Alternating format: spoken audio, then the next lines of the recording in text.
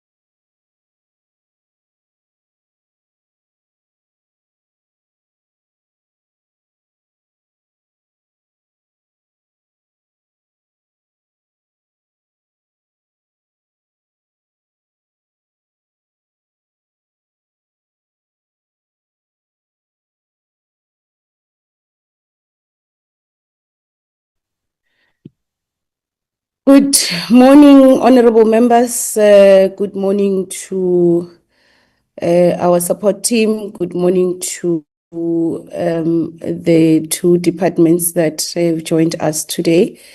I hope I'm audible, members. You are. Yes, you are, Chair. Thank you very much. Let me start by firstly welcoming the honorable members of the Portfolio Committee on Basic Education, and also welcome the honorable members of the Portfolio Committee on Social Development. A special welcome to the chair of that Portfolio Committee and the whips of the both portfolio committees. Let me further also welcome the Department of Basic Education, led by the minister, and also welcome the Department of Social Development as well in the meeting. Honorable members, this is intended to welcome all of you to this portfolio committee meeting, where we are going to receive an update on the work that has been done in ensuring or in effecting the mandate shift of early childhood development from DSD to DBE, culminating from the pronouncement of the president of shifting that mandate and the function from DSD to DBE. A very important and crucial work, or a very important and crucial decision in ensuring that we bring serious focus to early childhood development. And it is actually commendable that both as a portfolio committee and also as the department, we have really taken time to engage on the work that is being done in terms of this function.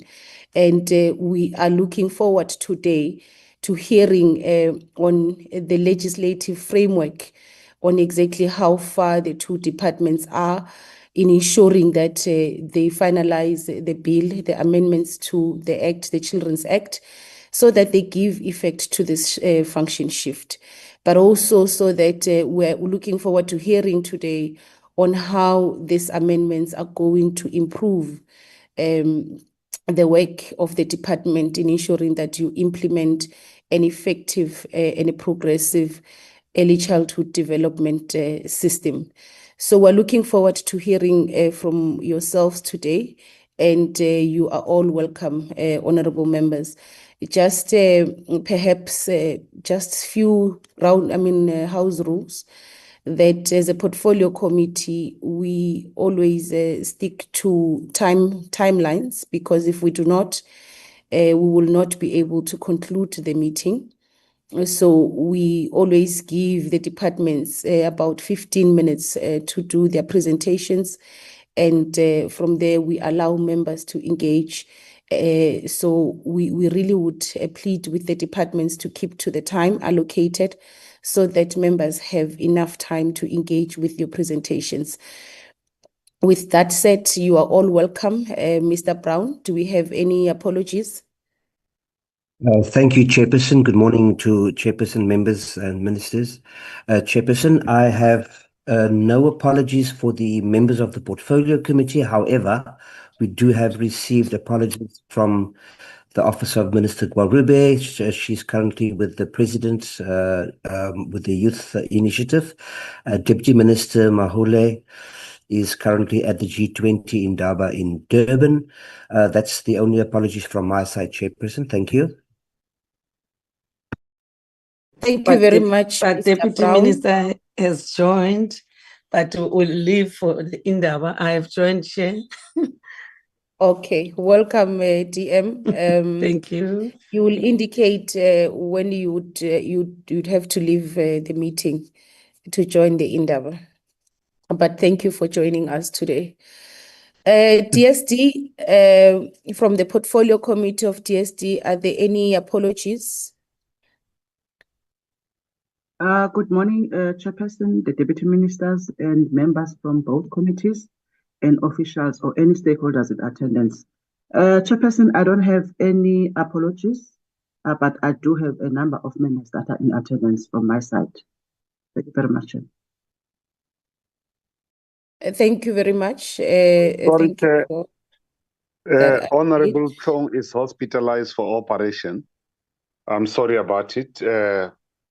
I'm sure she sent a letter to the Chief Whip and forgot to send to PC. I need to apologize profusely for doing this. Thank you. No problem, Honorable Munyai. That is noted. We should note that apology, and the apology is accepted.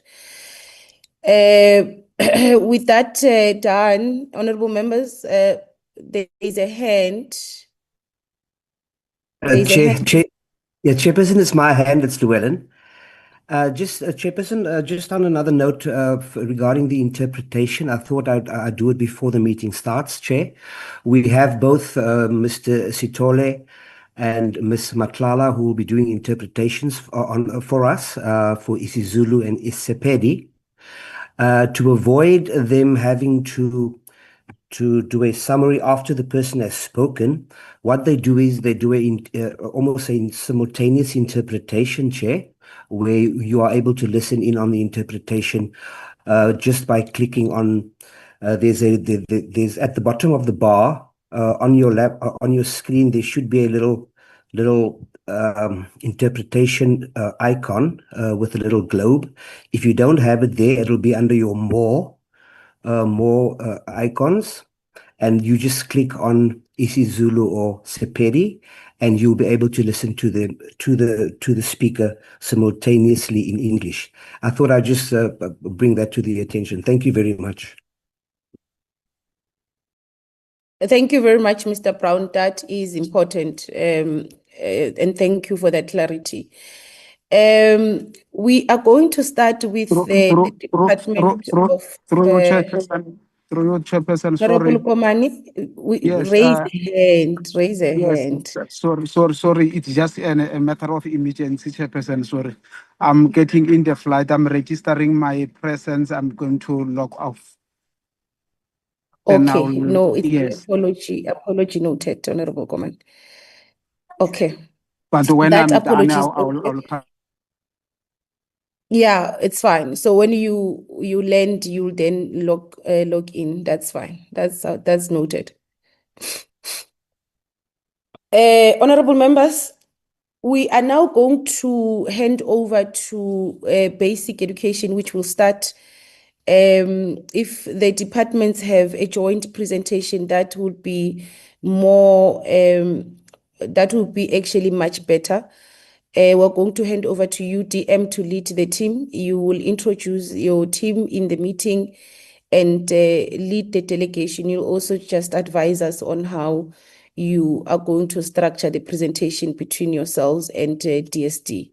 Over to you, DM. Thank you so much, Chair. You are correct. Both departments are here, and we have one presentation because we've always been working together since the announcement of the transfer of the 0 to 4 age cohort from DSD to basic education. We've since established a team that is working together, And the very same team is the one that identified those areas of the Children's Act to be amended to allow education to be able to receive and administer the function of the 0 to 4 age cohort. So we are going to make one presentation. I will request the acting DG of the Department of Education, they will advise as to how did they arrange that, who's going to present, but it's one presentation, Chair. Over to you, acting DG. Good morning, Deputy Minister. Good morning, Honourable Chairperson, Honourable members of both committees. Deputy Minister, from the DBE side, we will be joined by Ms. Gaya, who is the DDG responsible for ECD, Ms. Manona, who is the Chief Director there, Dr. Yaneli Kotze, who is the Director responsible for ECD, as well as some colleagues from our legal services section. And then also we've got some of the support staff of both the Office of the DG, Office of the Minister, and the Office of the Deputy Minister with us. Ms. Gaya will lead in terms of the presentation. So over to you, DDG. Thank you very much, Acting DG, and good morning, Honourable Chairperson and all the honourable members, including DM in the meeting as well. We, as the Acting DG has explained, as well as the DM has explained, we have worked with the social development partners in putting together a presentation, largely that outlines what the functions would be that the DBE takes over. We have, during the function shift, we have taken over certain responsibilities. And in the work that we had to concretize, we had to formalize those functions which we have taken over and spell out in the amendments to the Children's Act exactly what our role would be as the DBE. The DSD's role is more pronounced. They are the custodian of the Children's Act. And so we had to address this in a way that accommodates both departments. And so therefore, this is a joint effort that we will be presenting this morning. I'll ask Dr. Kotze to provide us with the presentation and to take us through it. Thank you very much.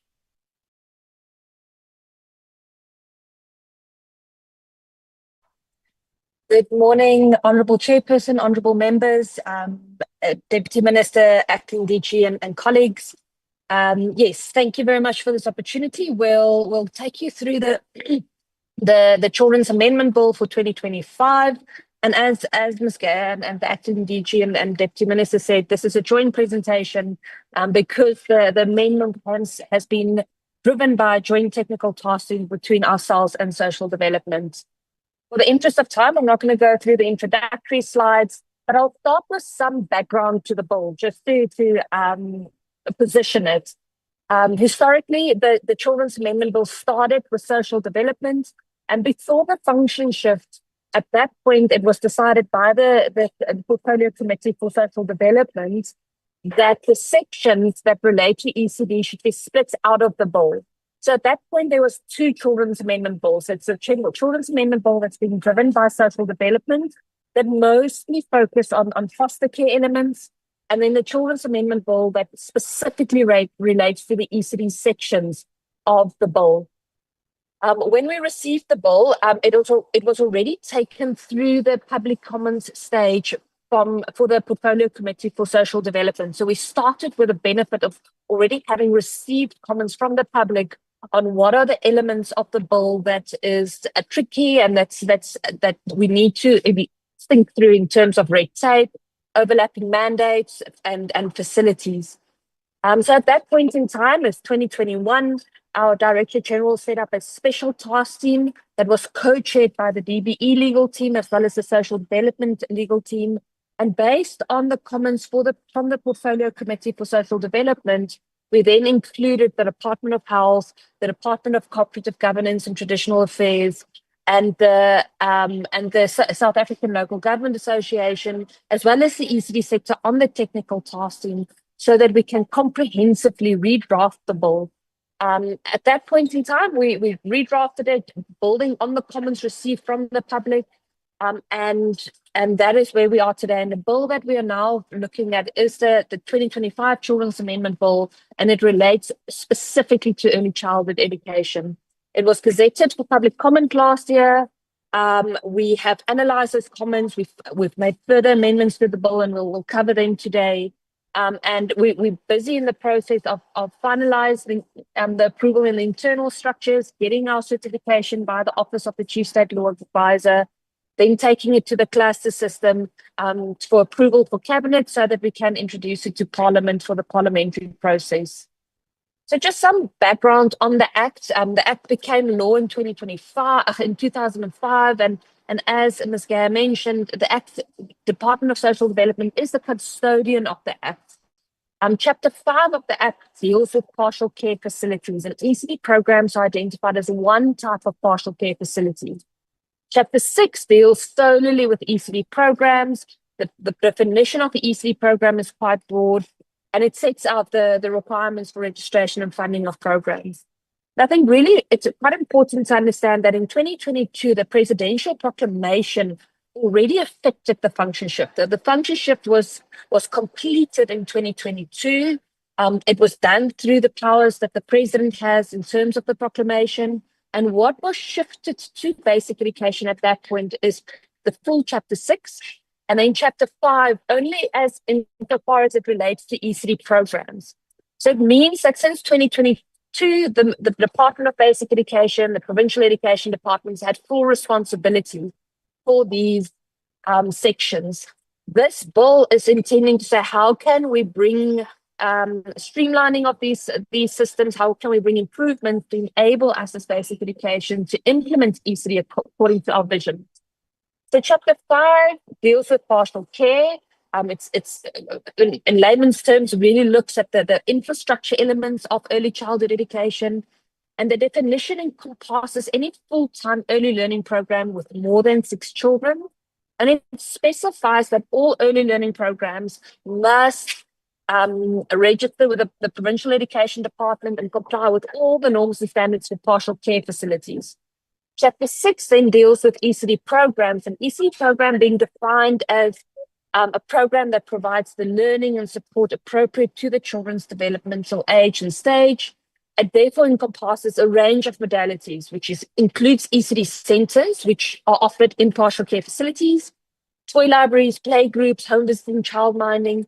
And again, it says that programs need to register with provincial education department and comply with all the norms and standards for ECD programs. And essentially what we're seeing here by this Chapter 5 and Chapter 6, both looking at ECD programs, is that there's 2 registration processes, 2 sets of norms and standards that ECD programs need to comply with. And this is the red tape that we've been struggling with, and that's creating a lot of barriers to entry into the regulatory net. So the problem we're trying to solve with this Act is to say we want to firstly reduce the red tape. Under this Act, we don't want provinces to administer 2 registration processes with 2 sets of norms and standards. It's wasteful expenditure of our provincial education department resources and capacity. And it's also unnecessarily complex for ECD programs, especially the most vulnerable, and it's therefore locking them out of funding. So we've got this poverty trap that our legislation is creating for the most vulnerable ECD programs, serving the most vulnerable children, where the programs can't meet these excessive sets of norms and standards, but they can also not get government funding and support to help them meet the norms and standards, and they are therefore trapped. And that is really what we want to break to have a much more inclusionary system for ECD programs. There's also a lot of overlap. So the norms and standards for partial care relate specifically to health and safety. But we also know that environmental health practitioners based at municipalities are responsible for health and safety according to the National Environmental Health Norms and Standards that's set by the Department of Health. And we want to clarify that the expertise for health and safety sits with the Department of Health, implemented by environmental health practitioners, and basic education is responsible for early learning standards. We also want to bring alignment to say that the norms and standards for ECD programs currently do cover areas of pedagogy, activities, and interactions, but they were written from a care perspective, and we really want to look at them from an early learning and stimulation perspective and put our national curriculum framework on statutory footing. And then the final issue is around facilities, where Schedule 4B of the Constitution already provides municipalities with the responsibility for childcare facilities, and ECD programs being one type of childcare facility, and again clarify where this mandate lies. So the purpose of the bill is how can we streamline our provincial education department resources by having a much more streamlined and efficient system? How can we support quality access by ensuring that the regulatory framework is contextually appropriate? How can we really enshrine in law the approach and principles of putting children first, Banapele? And then how can we create alignment with the DBE's policies and curriculum frameworks? So the key provisions in the bill is firstly to get one single integrated registration process. So how we're doing it is to exclude ECD programs from Chapter 5, so that we've got one consolidated Chapter 6 only looking at ECD programs, which is under the sole oversight of the Department of Basic Education. We want to put the National Curriculum Framework for Children from Birth to 4 on statutory footing. We want to enable differentiation between ECD modalities and have a flexible framework for registration that is appropriate for each of the different modalities. We want to have our norms and standards streamlined, and we've revised the headings for that, so that the process is much less onerous on our provincial education departments. We're clarifying conditional registration. And in this, we're also including that developmental principle of saying we want to enable ECD programs to developmentally come into the regulatory net, make sure that they become safe environments of conducive for early learning. We don't want it to be a penalizing system, but rather a developmental system. We want to clarify the role of local government, where municipalities will be required to develop integrated strategies to ensure the availability and maintenance of facilities for ECD centres. We're clarifying the role of health and safety by separating out the mandates for the Department of Basic Education in terms of early learning and stimulation, and the Department of Health and municipalities in terms of health and safety. We want to introduce the power to issue a standard draft bylaw for ECD, so that we can support consistent municipal approaches to environmental health, spatial planning, fees and penalties.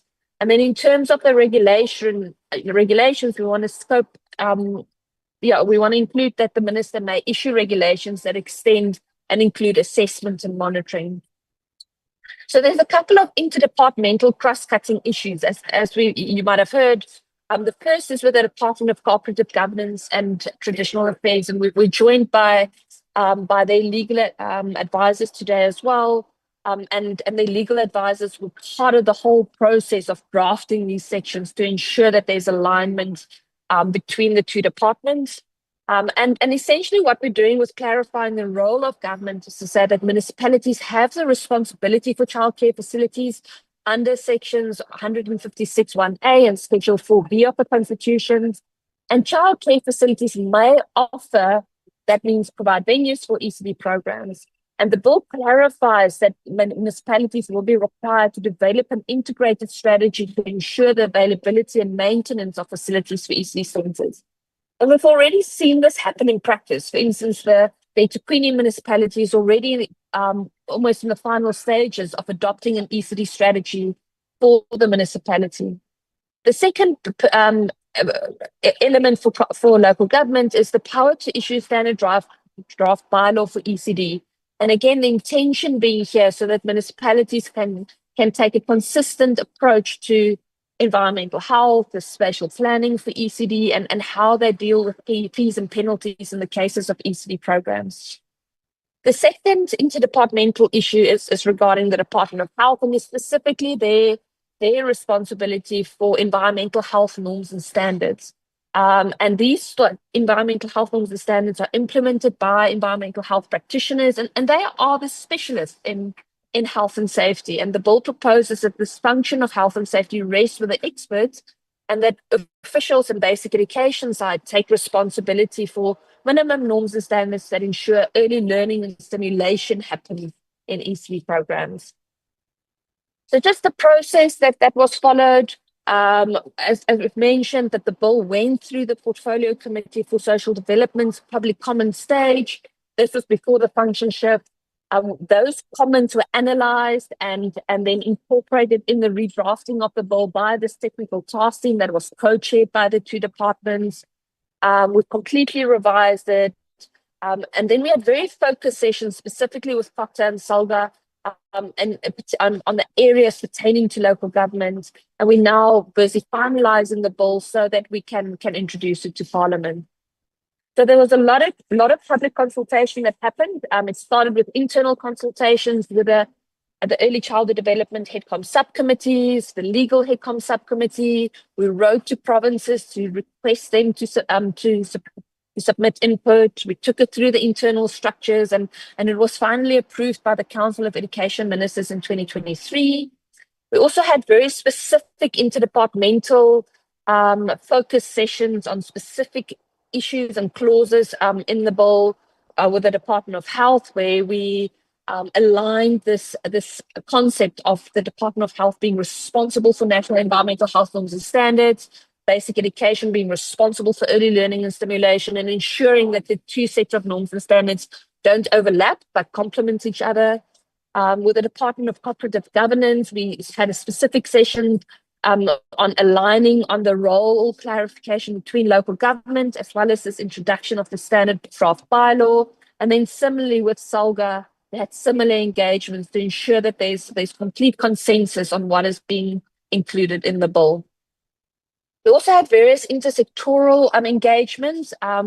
Firstly, the chairperson of the Intersectoral Forum for ECD sat on the task team, as well as the chairperson for the Legislation Subcommittee of the Intersectoral Forum, again, to ensure that we've got a lot of sector representation in the drafting of the bill. And we really hear and encapsulate the concerns and the binding constraints that the sector has been facing.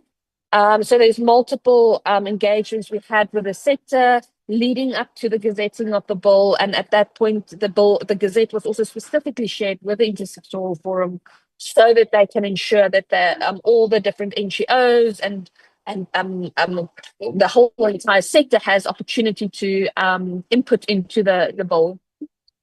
There was a couple of key issues that came through the public comment stage. A lot of it related to the drafting of the bill. And I should perhaps say at the end of this presentation, we've included a comprehensive table of all the comments received and how we've addressed them. I won't go through it today for the interest of time, but it is there for committee members to look at and to ensure that the technical task team has incorporated and really listened to all the public comments received. But a lot of them had to deal with the drafting on clarifications, redrafting for coherence and corrections, and we've been enormously grateful for those. We've clarified the definition of an ECD program to make it abundantly clear that we're speaking about a service or a provider that is a whole entity, not only about the content that's being delivered.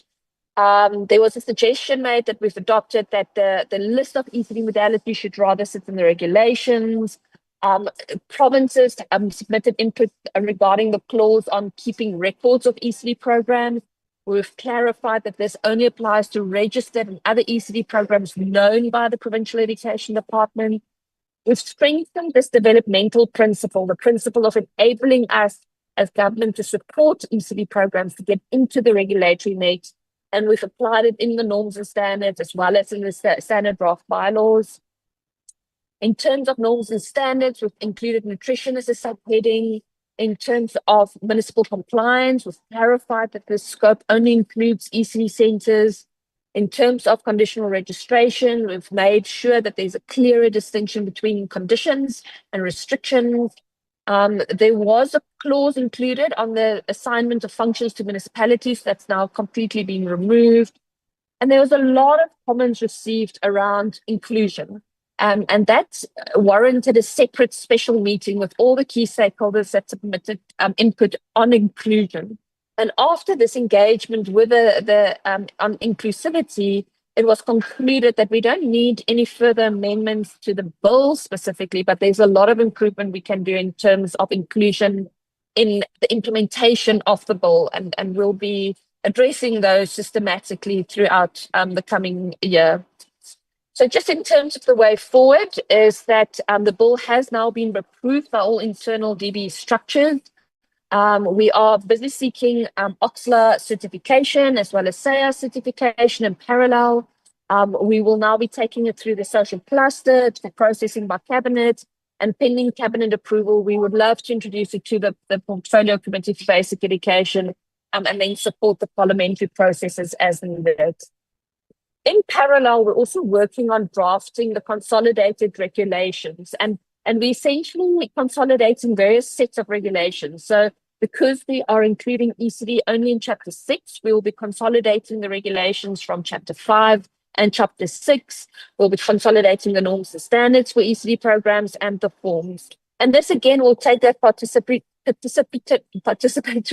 process that we did with the drafting of the bill, where we include various government departments, we include the sector, to ensure that there's coherence and consensus on how the norms and standards as well as regulations are drafted, and also enabling us to, when the bill is ready for assent by the president, to also have the regulations, norms and standards ready alongside with that.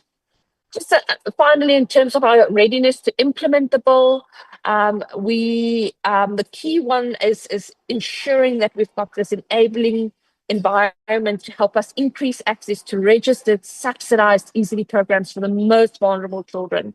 And we've already started implementing a much more enabling registration process for ECD programs that can support the most vulnerable communities. And we've really introduced a developmental approach to compliance already through the Banapele mass registration drive.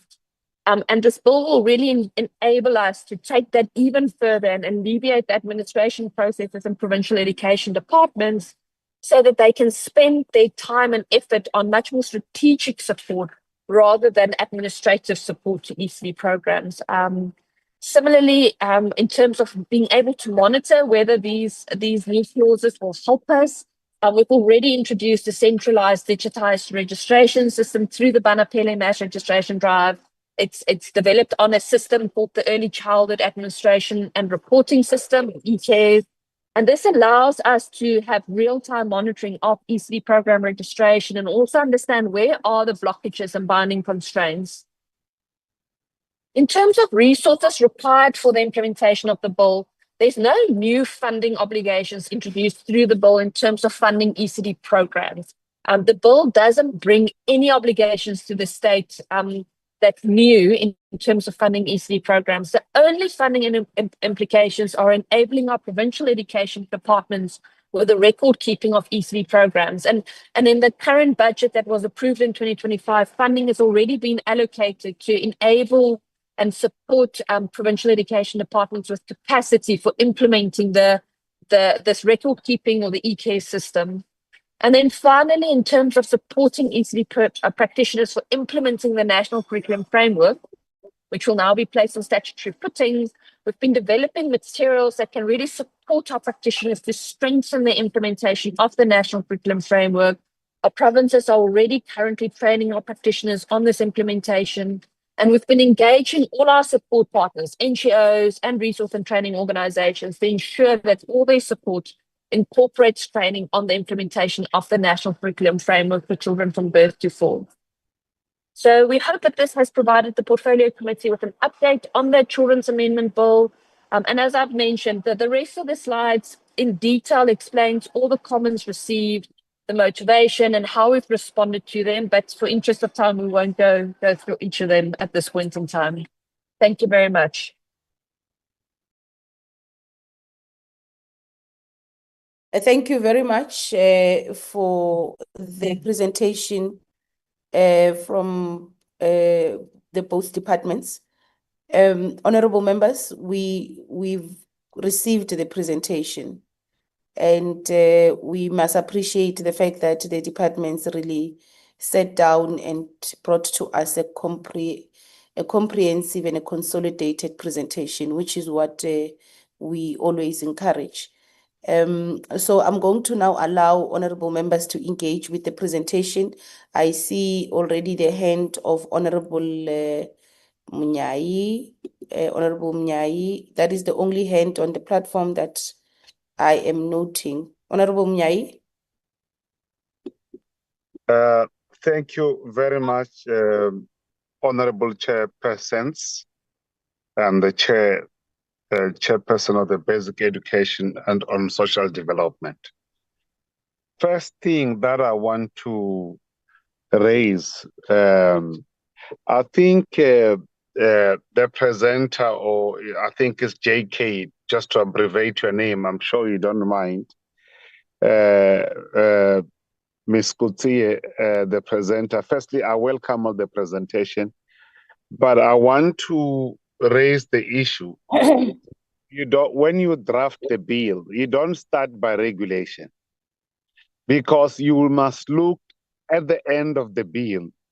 Firstly, I'm sure you'll do socio-economic impact benefits, whether the bill will pass the constitutional muster, getting those 3 certificates from the legal advisor, state law advisor.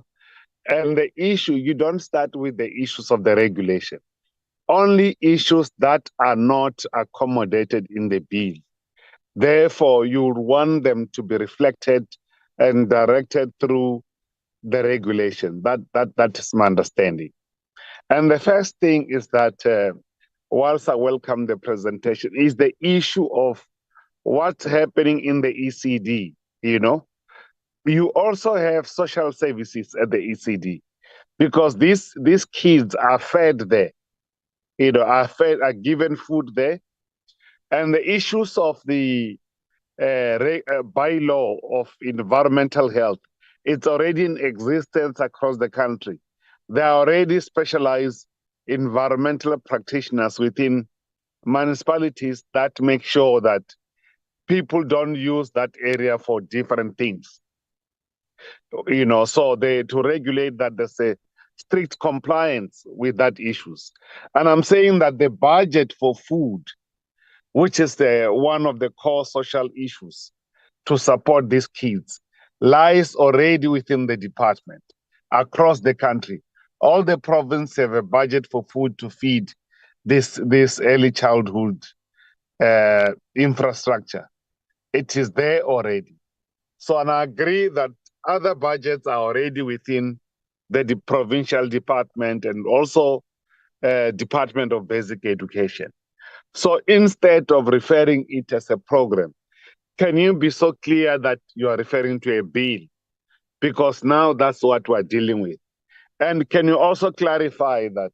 Because I see you want to do it concurrently, meaning therefore issues of regulation concurrently with the bill drafting. Because in the public consultation, the people or the participant or the lawmakers may want to infuse certain things in the bill, which it will be like a duplication if it will be in the regulation. Only when you have assessed that the bill final product is here and it does not address all the issues, since the bill will not address everything, then those issues can be dealt with through regulation. And I'm sure there are issues of healthcare, the Minister of Health, and which is handled within local municipalities as well. There are issues of the social, which is within ECD itself. So I wanted to get a concrete clarity. When you said that the bill lies with the custodian of the bill is the social development. And yet the function, the President Proclamation clarifies that you are receiving the ECD. And there's also social services and the budget to fulfill that mandate. What is the clarity? You said you are not going to clarify that, concluded because of the interest of time. I want to get clarity from today as to who will be the drafters of the bill if it's not the Department of Education or social development. Clarify the issues. Thank you. The rest of the issues I'm covering. Thank you, Honorable Munyai.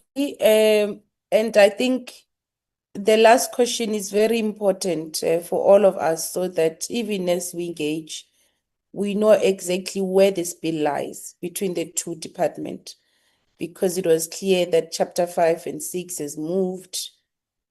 So, and this bill is an amendment to Chapter 5 and 6. So maybe that clarity will assist, but we'll give you time later on. Honorable Christians. Thank you very much, Chairperson, and good morning to everyone. And thank you for the presentations. My first question is around the standard draft bylaws for ECD centers. Now, the amendment bill introduces the power to issue a standard draft bylaw. I think that is done in order to support municipalities in regulating environmental health and spatial planning and penalties and so forth. However, we know that municipalities across the country vary in capacity. I mean, I think it's something that we all are very aware of. And of course, the uptake of model bylaws is often also patchy. So my question really is, how will DBE and COGTA monitor the uniform adoption and implementation of the standard draft bylaw across municipalities? And particularly, I think I'm concerned about rural and low capacity municipalities that currently lack any ECD-specific regulatory frameworks. And then with regard to facilities and infrastructure funding, now in the presentation and in the amendment bill, it highlights really a glaring gap in the accountability for ECD infrastructure. And I think it's something that we are all very concerned about. And we are also aware that the Constitution places this within the municipal domain. Yet, Chair, there is no dedicated national funding stream for the construction or upgrading of ECD facilities. Now, given that infrastructure remains one of the most significant barriers to ECD access across the country, and especially in rural areas, how will the departments consider a ring-fenced conditional infrastructure grant for ECD in the next budget cycle? Will they consider it? And if so, how? If not, how do they plan to realistically expand access to the poorest of our wards in the country? And then lastly, on the double registration and the conditional registration process, now I think this is a major frustration in the sector. We've seen that it is an administrative burden, this dual registration under Chapters 5 and 6 of the Children's Act. And the bill seeks to collapse this into a single registration process to make conditional registration more consistent. Yet, Chair, we see that it is unclear whether provinces are already preparing to implement this streamlined system. So if we can get some clarity on that, and additionally, I mean, what kind of transitional support, training, IT infrastructure, etc., is being put in place at a provincial level to move from a dual registration system to this new integrated framework, especially considering that provinces are reporting backlogs even in the current system or the current time or the current regime. Thank you very much, Chair. Thank you very much, Honorable Christians. Honorable Shkwambana.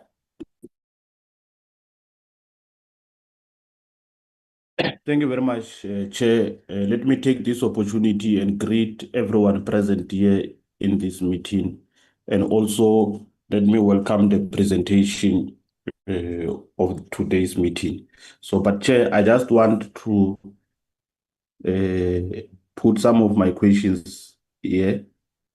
I will start with the slide that indicates the inter-department cross-cutting issues. My understanding is that we've got different departments that are affected by this bill.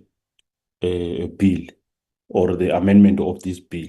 And based on that, all the departments must take part in drafting and also in having input, and also making sure that this bill, it comes to its finalization, and also it then get to be adopted and become an act. So in all the departments that were mentioned there, I am just missing one department, and which I will seek clarity as to why. Because my understanding is that these ECDs, we've got centers where our children are actually taken to for care. And in most cases across the country, you will find that these children, where they've been taken to for care, there's a question of safety and security in places where these kids are being taken to for care. There's a question of security when you get there, because you will agree with me that our kids now are very much vulnerable. And vulnerable as they are, in places where they're supposed to be safe and be protected and be ensured, or ensure that their safety is being taken care of.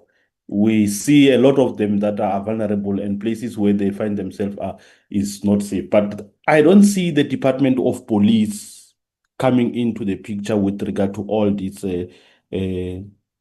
issues that which we are dealing with today. Can I get a clarity as to how are we integrating the Department of Police into making sure that issues of safety and security are dealt with?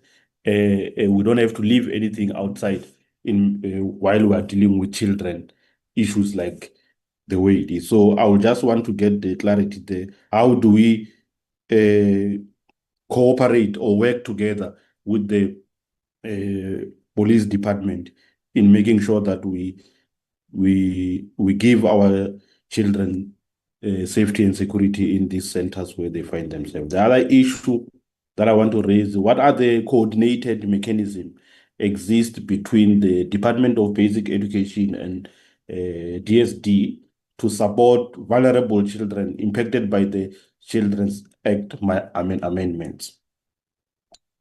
The other issue will be what joint monitoring evaluation systems will be put in place to track the implementation of the amendment. How does the Department of Education of Basic Education intend to accommodate learners who are in alternative care? And the last question that I would want to put is the issue around training. What training initiatives has the department undertaken to prepare educators and school management teams for the practical implementation of the Children Act amendment? Thank you, Chair. Thank you, Honorable Shkwambana and Honorable Tafeni.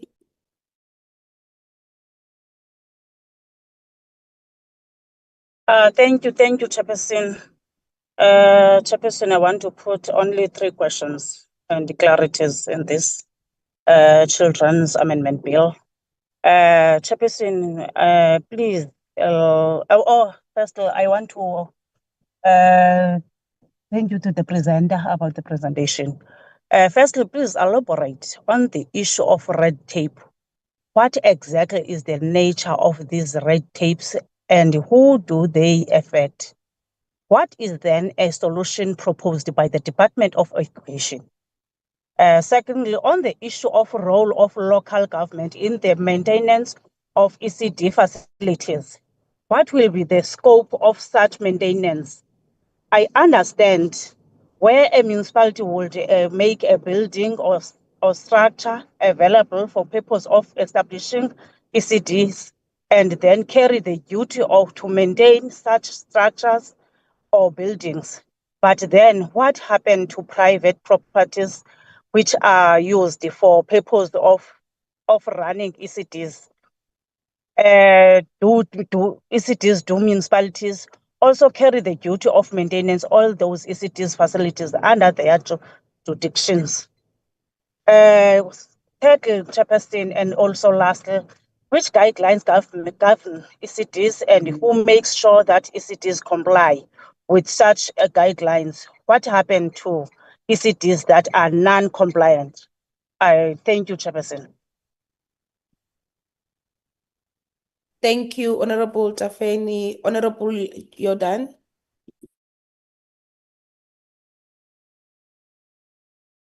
Thank you very much, Honorable Chairperson. Good morning to all the honorable members present, also to the relevant departments. Thank you very much for that comprehensive presentation. I think it was very concise and very, very explanatory in terms of the topic that we are faced with today.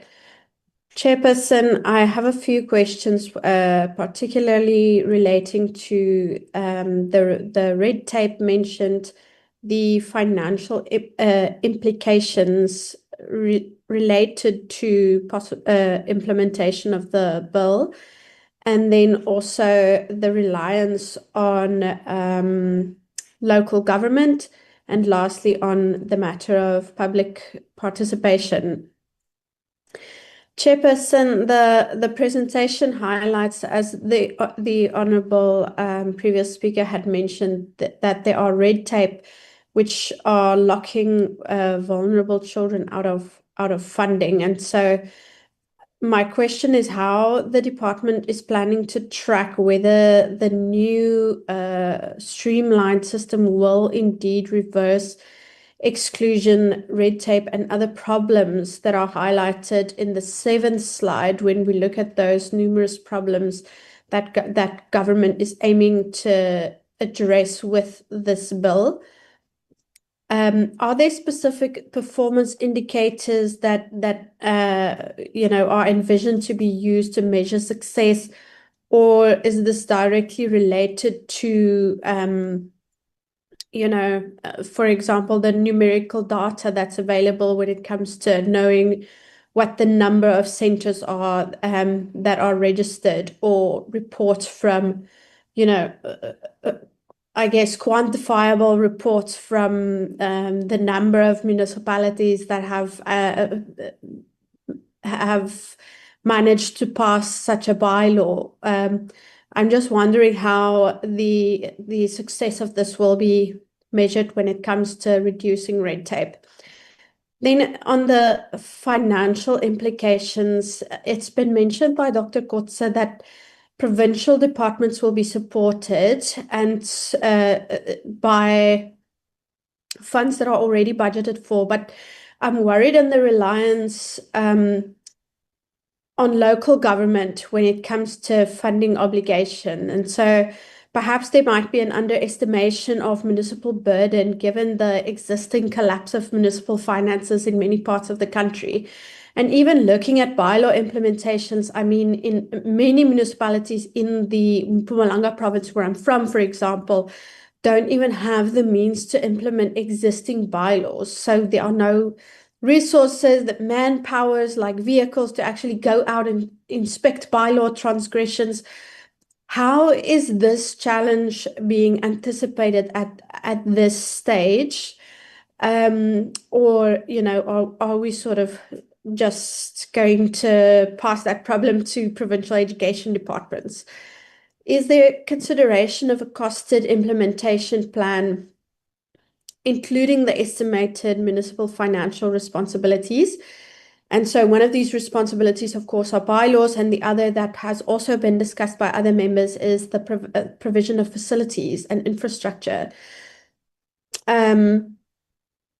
And then, Chairperson, slide 10, coming to facilities, mentions that municipalities will be required to develop a strategy to ensure availability and maintenance of facilities. And so in one instance, I can imagine this looks like, the municipality possibly opening up its own facilities or partnering with NGOs.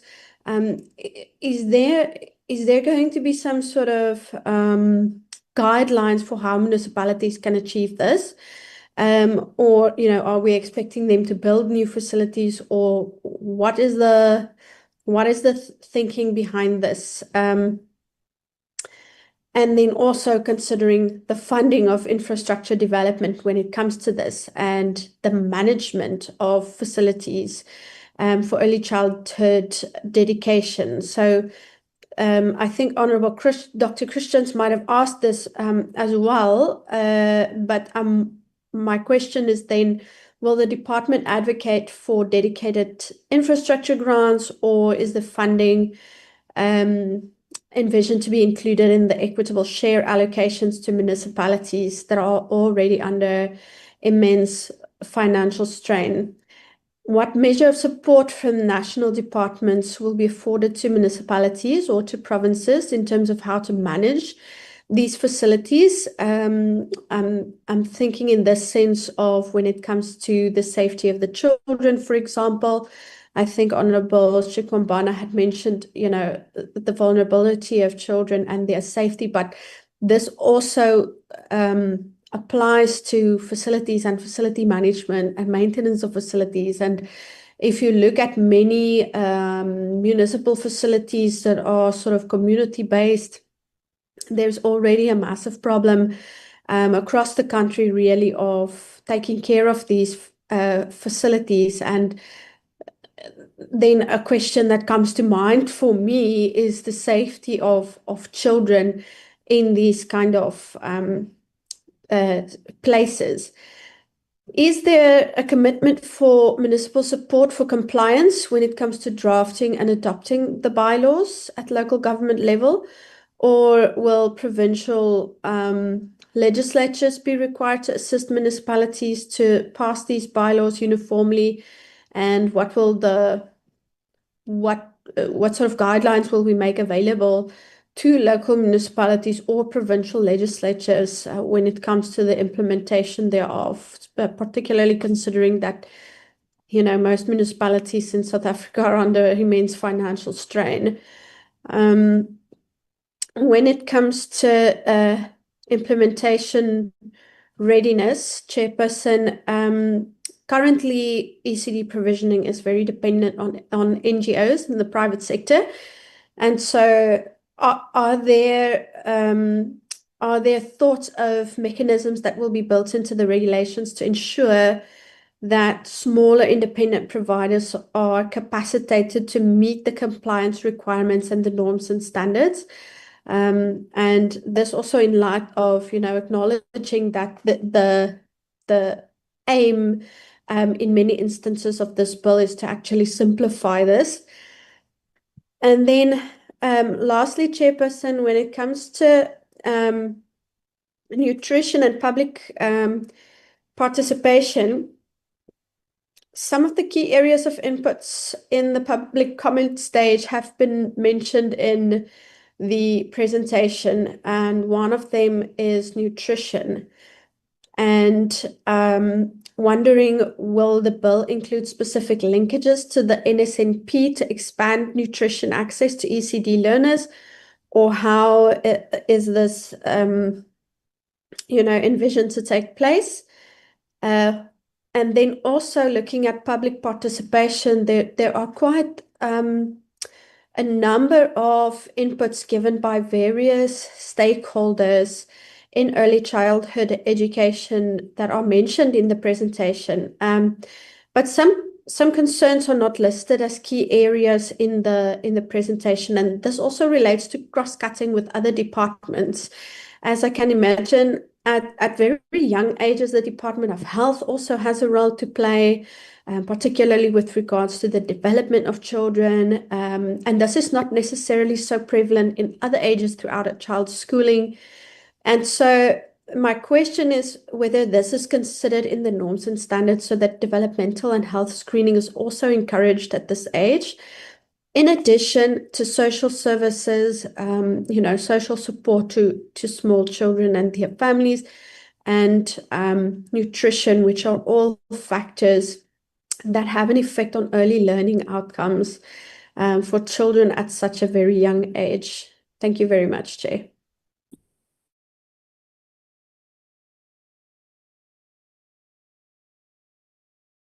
Thank you very much, Honorable Yordan. Honorable Law. No, good morning and good morning, honorable members. Good morning, Chair. I think, Chair, we must welcome the presentation on the amendment bill. And then I think I've got some few questions.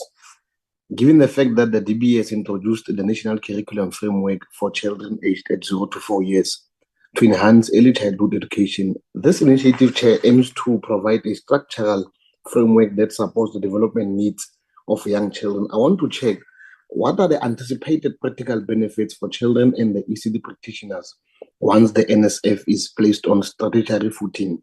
I would want to know about it. I think the other question that I have, Chair, is that as a responsibility to shift provincial educations for a single registration process, concerns arise about their current capacity and resources to manage this new task effectively. I think, Chair, I want to check, has an assessment been done on the current capacity and resources of provincial departments, and what support or additional resources will be provided to manage them and to the new functions effectively?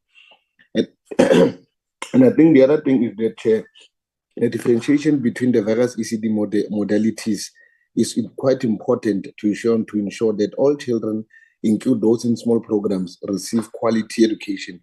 However, exemptions from small ECD programs pose challenges in maintaining these standards. How will the differentiation between ECD modalities, particularly the exemption of small ECD programs, children older than 4 years from registration, be managed to ensure all children, regardless of program size, receive quality early learning and are protected, Chair? I would also want to get into that. And I think DBE, in the process of revising and streamlining the norms and standards, Chair, for the ECD programs, which is quite important for maintaining quality in early childhood education. What is the estimated timeline for the development and implementation of the revised and streamlined norms and standards? And how will the DBE ensure that stakeholder engagement in this process is also included? I'm emphasizing this because I'm happy that it's important that DBE has made an integrated presentation.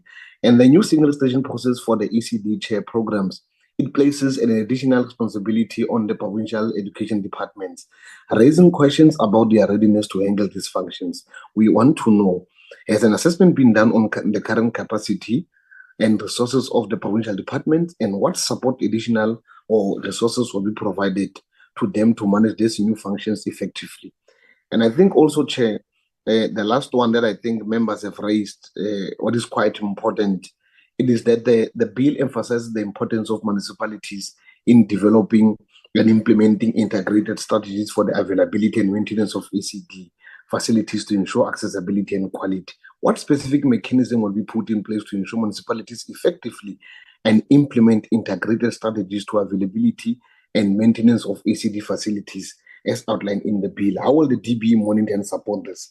And I think I'm raising all of this given the concerns on the municipalities given their integrated relations on the IAGR's programs that would have been lagging, whether they're going to be consistent, because we would understand municipalities have got a lot of accountability expected from them. So, Chair, on the other one is that the Children's Amendment Bill is designed to align with the broader goals of the National Development Plan 2030, focusing on enhancing early childhood development and education.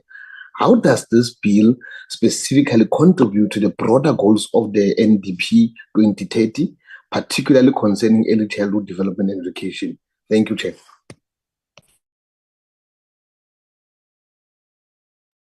Thank you, Honorable Law.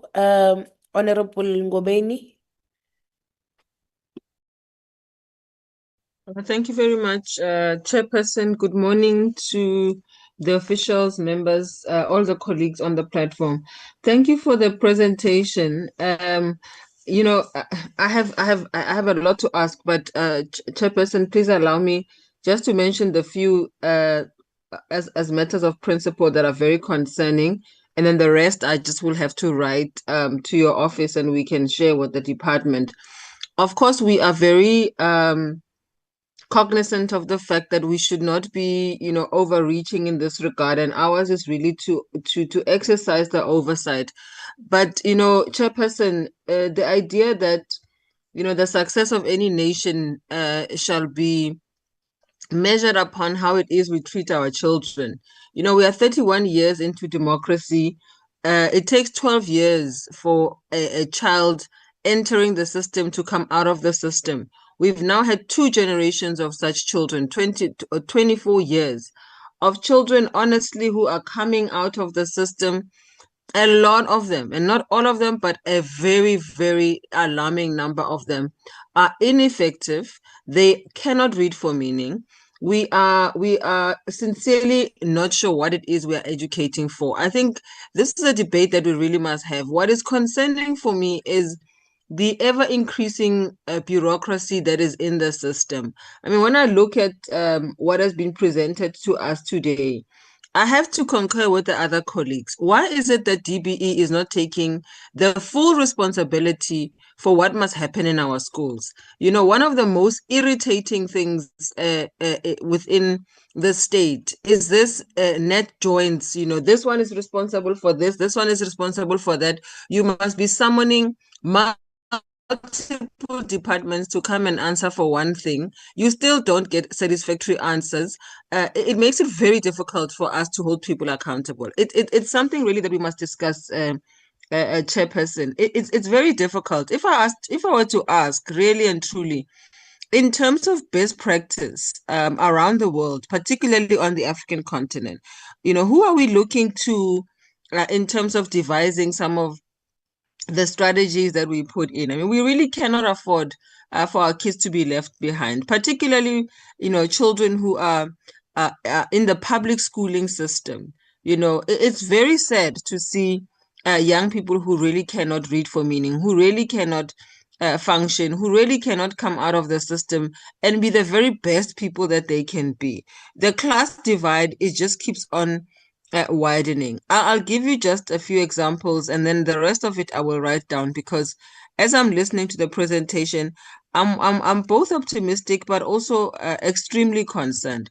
If you look at a place like Rwanda or Ghana, you know, people have integrated their system so that the Ministry of Education is responsible instead of different entities being responsible for, you know, whether it be infrastructure, etc. It really can't be sustainable. We also look at countries that are like ours, like situations as ours, such as Brazil. You know, Brazil has infused the ECD provision under the federal education framework. You know, they run an integrated model where the Ministry of Education sets everything, norms, standards, everything, infrastructure and all for ECD that is included within the educational provision, and that we are trying to do. But I still feel like we are moving all over the place. We're not doing it in the way that we really must do them. There are a couple of things that make it right now. You see that our constitution is a very contested terrain, purely because some of its aspirations honestly are not realistic and are not being felt by a regular person on the ground. I don't know whether the colleagues have looked at Schedule 4B, whether to centralize care facilities under the National Education Department. We really can't be sent from Limpopo must do its own thing, this other municipality must do its other thing. We must fully integrate funding, infrastructure, and regulation under DBE, you know, with interdepartmental protocols. That's what best practice is doing with like-minded countries and like for like situations around the country. Capacity building within the DBE, especially infrastructure, health, and nutrition. You know, the fact that it must be health that's doing one thing and social development doing something else. Social development should be at the end of the spectrum for people who must provide in the home for children. The Department of Education should be doing all of these things. And then finally, we need that clearly legislated single point accountability mechanism for ECD. I'm not sure where the department and the colleagues are on this one, colleagues, because honestly, this is one department the Department of Basic Education that really needs to outperform all the other departments, because we are dealing with the future of our nation here. And this is what's going to happen you can imagine the disaster that's going to come in the future when most South African citizens are not capable, or nor do they have the skills or the wherewithal to be able to function in a rapidly advancing world of work. And then the next thing you will hear is that there are critical skills that South Africans do not have. Colleagues, I think we really must have this conversation. And also, lastly, from my side, Chairperson, perhaps maybe a meeting between ourselves as the portfolio committee without officials, and really just discuss where is it are we taking our country, because it really cannot proceed in this fashion. And the most irritating thing is when you receive the fragmented responses, as I know last week the portfolio committee had a joint session with health and women with disabilities and everybody else. It really cannot continue this way. The rest of my questions, Chairperson, are quite involved in terms of what the document that we have received. I will send that to Mr. Llewellyn and to your office for consideration and inclusion in our submission to the department. Thank you very much. Thank you, Honorable Ngobeni. Honorable Abrahams. Thank you very much, Chairperson, and all protocol observed. Thank you very much for that high-level presentation on the Children's Amendment Bill. Chairperson, my questions are as follows. I'd like to know, what is the hold-up with the Office of the Chief State Law Advisor? Is there a hold-up? And if so, what is the delay over there? Similarly, if there's a delay, and what is the hold-up with obtaining that socioeconomic impact assessment? Then, because it's my understanding, that once the latter is done, we'd have a better understanding of the costing, even though I note in the presentation, the presenter said that there is no new funding that will be required for the bill. But then coming into the municipalities, and a topic that has been well ventilated, and I share the concerns of the other honourable members on the cost implementation on the municipalities. So then the question that I have is that, is there perhaps a representative of SALGA on the platform that could maybe give us the point of view on the issues raised in terms of the municipalities, especially in terms of the cost implications for them. Then, Chairperson, we moved quite quickly through the presentation. I just would like some clarity, because there was a mention of a single registration process. But I know during the deliberations, the public deliberations, many were calling for to move away from this one-size-fits-all registration. So I would just ask if the presenter can just clarify, have we now moved away from that, where the ECD, the well-established ECD with 100 learners and the day mother, that they follow a different set of norms of standards and a different registration process, because you can't expect the two to meet the same requirements. So I just need clarity that we have now moved away from the one-size-fits-all model. And then the last question I have, and I think it was the Honourable Lowe that also mentioned it, if the motto is leave no child behind, the children that do not fall into ECD programs, that are maybe being cared for by a relative, the 3 cousins that are being cared for by a relative, can that caregiver have access to the curriculum by way of it being online? Should they also want to, follow a curriculum, even though they aren't registered, and there's no need for them to register because, they're only looking after 3 children? So that is just the question I have. Do they also have access, or is it solely distributed and accessible by registered ECDs?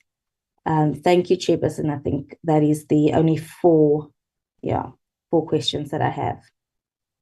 5 questions, yeah. Thanks.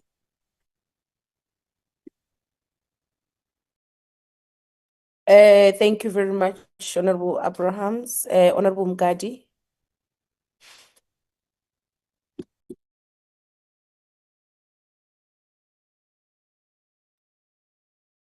Honorable Mgadi.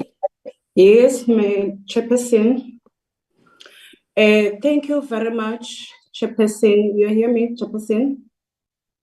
Yes, we can hear you. We can hear you. Thank you. Thank you very much, Chairperson. Greeting honorable members of the Portfolio Committee and greeting all protocol observed. Thank you for the presentation, DPE and DST.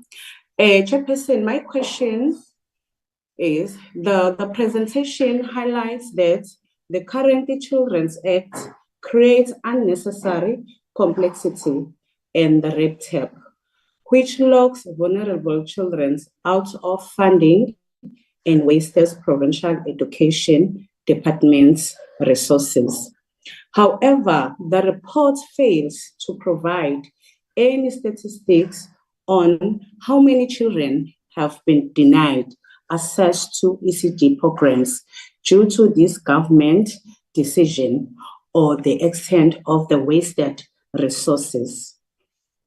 Can the DPE provide concrete data on the number of the children unable to access ECD programs annually due to the current 2 stages registration system? The financial and administrative cost incurred by the DPE PEDs in managing this overlapping process. And given the DPE admissions of systemic failures, why was this issue not addressed sooner? And what accountability measures are in place to ensure the proposed streamlined system will not repeat this inefficiency? My second question is, the reports claim the bill will align with DPE's police and curriculum framework. Yet, it's acknowledging that neither the current act nor the norms and standards cross-reference the national curriculum framework for 0 to 4. Despite the NCF being a cornerstone of early learning, this suggests a long-standing failure by the DPE to integrate its own policy into legislation. Can the Department of Basic Education explain why it took until 2025 to address this misalignment, and what consequences this delay has had for early learning quality and outcomes? Whether any studies or audits were conducted to quantify the impact of this connected on the ECD program effectiveness, and if so, what funding revealed? Given the Department of Basic Education responsibility for ECD since 2022 presidential proclamation, how does it justify this lack of coordination? And what guarantees can it offer that the amended bill will truly resolve this gap? I thank you, Chairperson.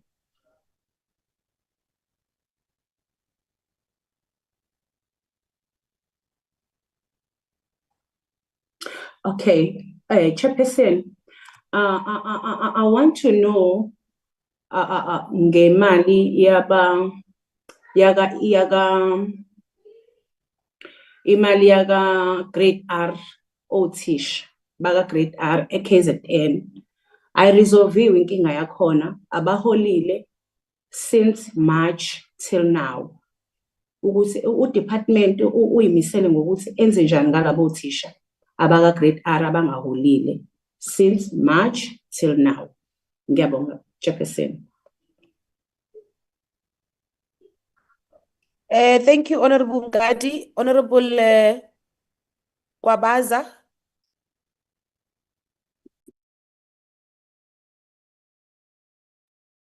Honorable Kwabaza.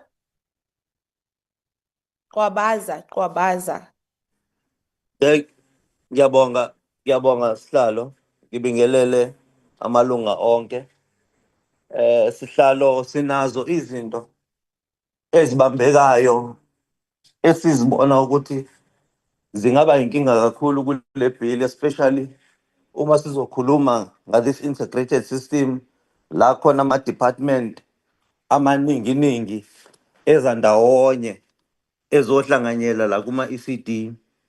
Lena nje yamasipala ukuthi ngawumasipala o-maintainer infrastructure, siyazi ukuthi kumanje omasipala bakwazi uku-maintainer nokulungisa i-infrastructure yabo nje abanayo njengamanje. Manje sithi lezi ngane zizohlala ezindaweni ezinjani. Kufanele sibe neqiniso sihlalo umhlangano ukuthi siyafuna yini ukulakha lelizwe, and lezi izingane zethu ama-systems esiza nawo, siza nama-systems ama-systems abelungu. Ama-systems abelungu ukuthi umntana ezalwa ahamba alaliswe kwelinye ikamero, umama alaliswe kwelinye, umama ayilalele kwelinye ikamero. Thina sikhulanga ngalo lo hlobo, thina sikhula ingane iphathwa ihlala emhlani ikhule. Fanele si-check ukuthi ama-ECD eqala nje ukwenzeka enzeka kanjani kugogo othile, ahlanganisa iy'ngane zihlale lapho kuleyo ndawo akhona ukuzikhulisa. Sikhulile sibangaka, abanye bethu baphuma kuleyo system leyo ye-nurturing efana naleyo. Now umisila ka-education sibona ukuthi the motherly nurturing yomntwana, that motherly izophuma leyo component, ngoba manje sekuzoba more on education mhlampeni kulama ECD lawo. Asiyibhekisise lama systems abelungu emvamisa ayaskipha thina abamnyama indlela esikhuliswe ngayo ne-nurturing eyenzekile kuthina. Kodwa uma kuwukuthi uzothi ufuna okuthile ukukhonjwa kwenye department kodwa kukhulunywa nge-ECD eyodwa, kumanje ngikhuluma nawe sihlalo e-Eastern Cape bayakhala ama-ECDs amaningi ukuthi kumuvwe kwayiwa ka-education njengamanje, njengoba kwa-education e-KZN bakhala into eyodwa. And ama-ECDs lawo mowabhekisisa uzofica kwama-ECD abantu abamnyama sihlalo, then kufanele ukuthi kubhekisiswe kujulwe kubantu abamnyama ngempela ukuthi iyiphi indlela esingakwazi ukuthi lama-ECD asebenze ngawo. Bengiwathandile nokho nenhlangano engikuyona ukuthi ahlale khona ka-social development, because ikhona leya social motherly nurturing ifanele ibe khona kumntwana olapha kwi-ECD. Uzokhumbula ukuthi isikhathi esikusona futhi sihlalo isikhathi la khona siney'ngane ey'ningi ezincane ezizala ezinye izingane. Lezi ngane ezilapha kuma-ECD iy'ngane zey'ngane, okusho ukuthi indlela efanele kuphathekwe ngayo le ngane lena, ngoba ayinayo umzali umzali unomzali oyingane nayo osafanele ikhuliswe ngendlela ethile, inurturishwe ngendlela ethile. Ibingcono kakhulu ngapha ka-social development. Engifisayo ukwazi ukuthi u-Department of Education okwangempela uzokwazi yini lento le bill le, ngoba kade amabhili amendwa, amabhili ayenziwa, ekugcineni kosuku ingenzeki lento efanele yenzekile. Siyayibhala lezi zinto emaphepheni kodwa manje ekugcineni imithetho lena igcine ingawubhani. U-Department nje of Police lana kulesi simo lesi kumanje ey'koleni kurephu ingane khona ezikoleni, ingane ziphatha imbese khona ezikoleni. Ibinhle le component ilapha ka social development wena osesihlalweni. Angithobe kakhulu ngehlele ngenzansi kodwa kuthanda ukuba nzimanyana uma kuwukuthi sithi le product le yalezi ingane zakalesi sikhathi izokwazi ukuthi iphume ibe product right kakhulu kune product mhlambe niyaqala. Ngibonge kakhulu. Asibonge Honorable Qabaza. Honorable Marius. Thank you so much, Chairperson. Good morning to all my colleagues. Thank you for the presentation. The majority of the colleagues has already asked the questions, but the thing that I just need to have clarity on is that we have a lot of ECDs that in the township, especially in the informal settlement. And these people are complaining that the department is not assisting them because the place where there are, some of them is having a little ECD and a makuku shack. But they comply with everything that is needed. But they never get assistance from a department. So I just want to find out, is the department only going to assist the ECDs that is in the town areas? Why are they leaving the ones in the township and the informal settlements behind? Because these people are really struggling. These people come to Department of Social Development to ask, can you please assist us because we have this ECD, but the Department of Education is not assisting on with this thing. So we need to decide where the ECDs is really falling into. And that is basically my question because Alexandria has asked some of my questions that I wanted to ask. And I was covered by the other speakers. But the ones of the informal settlement, what are we going to do about that? Thank you, Chairperson. Thank you, Honorable Marius. Honorable Kaba, you are the last one.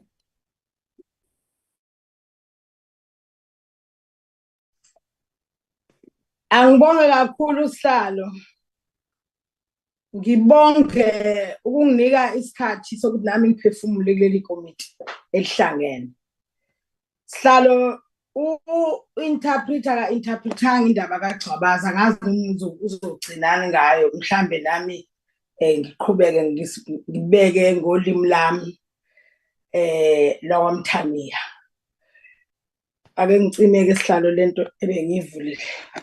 Sihlalo la ngiyezwa ngiyayemukela futhi ngiyavumelana nayo ama presentation wonke lawa apresentiwe phambi kwethu.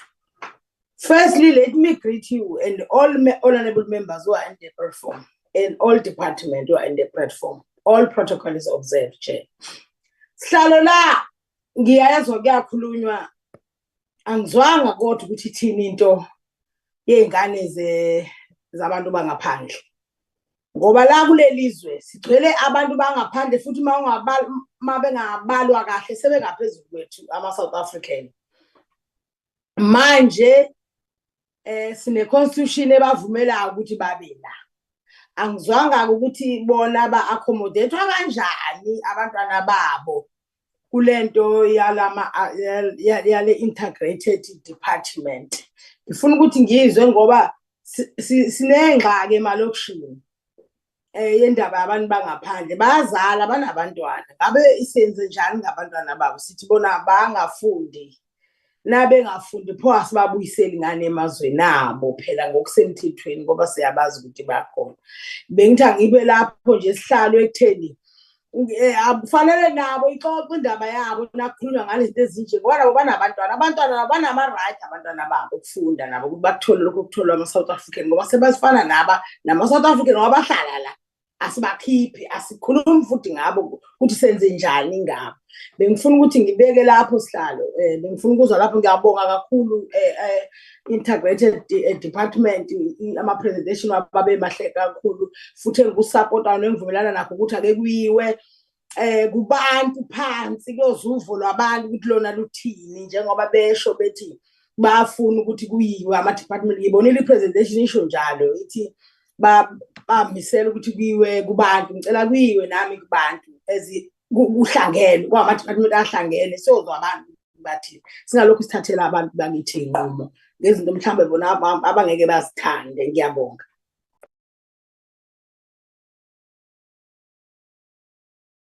Ngiyabonga Mamcaba. Kukhona isandla engasibonanga, honorable members. You can advise if there is any member that raised their hand but they have not spoken yet. Okay. Okay. I think I am mostly covered with the comments of members, but safe to say to the two departments, don't leave us with the confusion as the portfolio committees. I think the first thing that we would want to get a clarity on really is where does this bill lie? With which department? This amendment bill to chapter section 5 and section 6, which essentially the presentation said both the functions of those sections, partially the functions in section 5 and the full section 6 functions have been moved and have been shifted from DSD to basic education. And as a result, the amendments, the Children's Amendment Bill 2025, essentially and specifically speaks to the two chapters. So where exactly does this bill reside? Does it reside with basic education or DSD? I think that's the first thing that we would want to get a comment on. The second thing is there is really a need for the department, DBE, to give us an analysis, an environmental analysis of what exists now. Because one of the objectives of the bill in terms of your own articulation, you say it was to ensure that there is role clarification on who does what. Is to ensure that you deal with duplications. Now, in terms of infrastructure or facilities, you correctly assert that it's a constitutional mandate, and we can amend the constitution.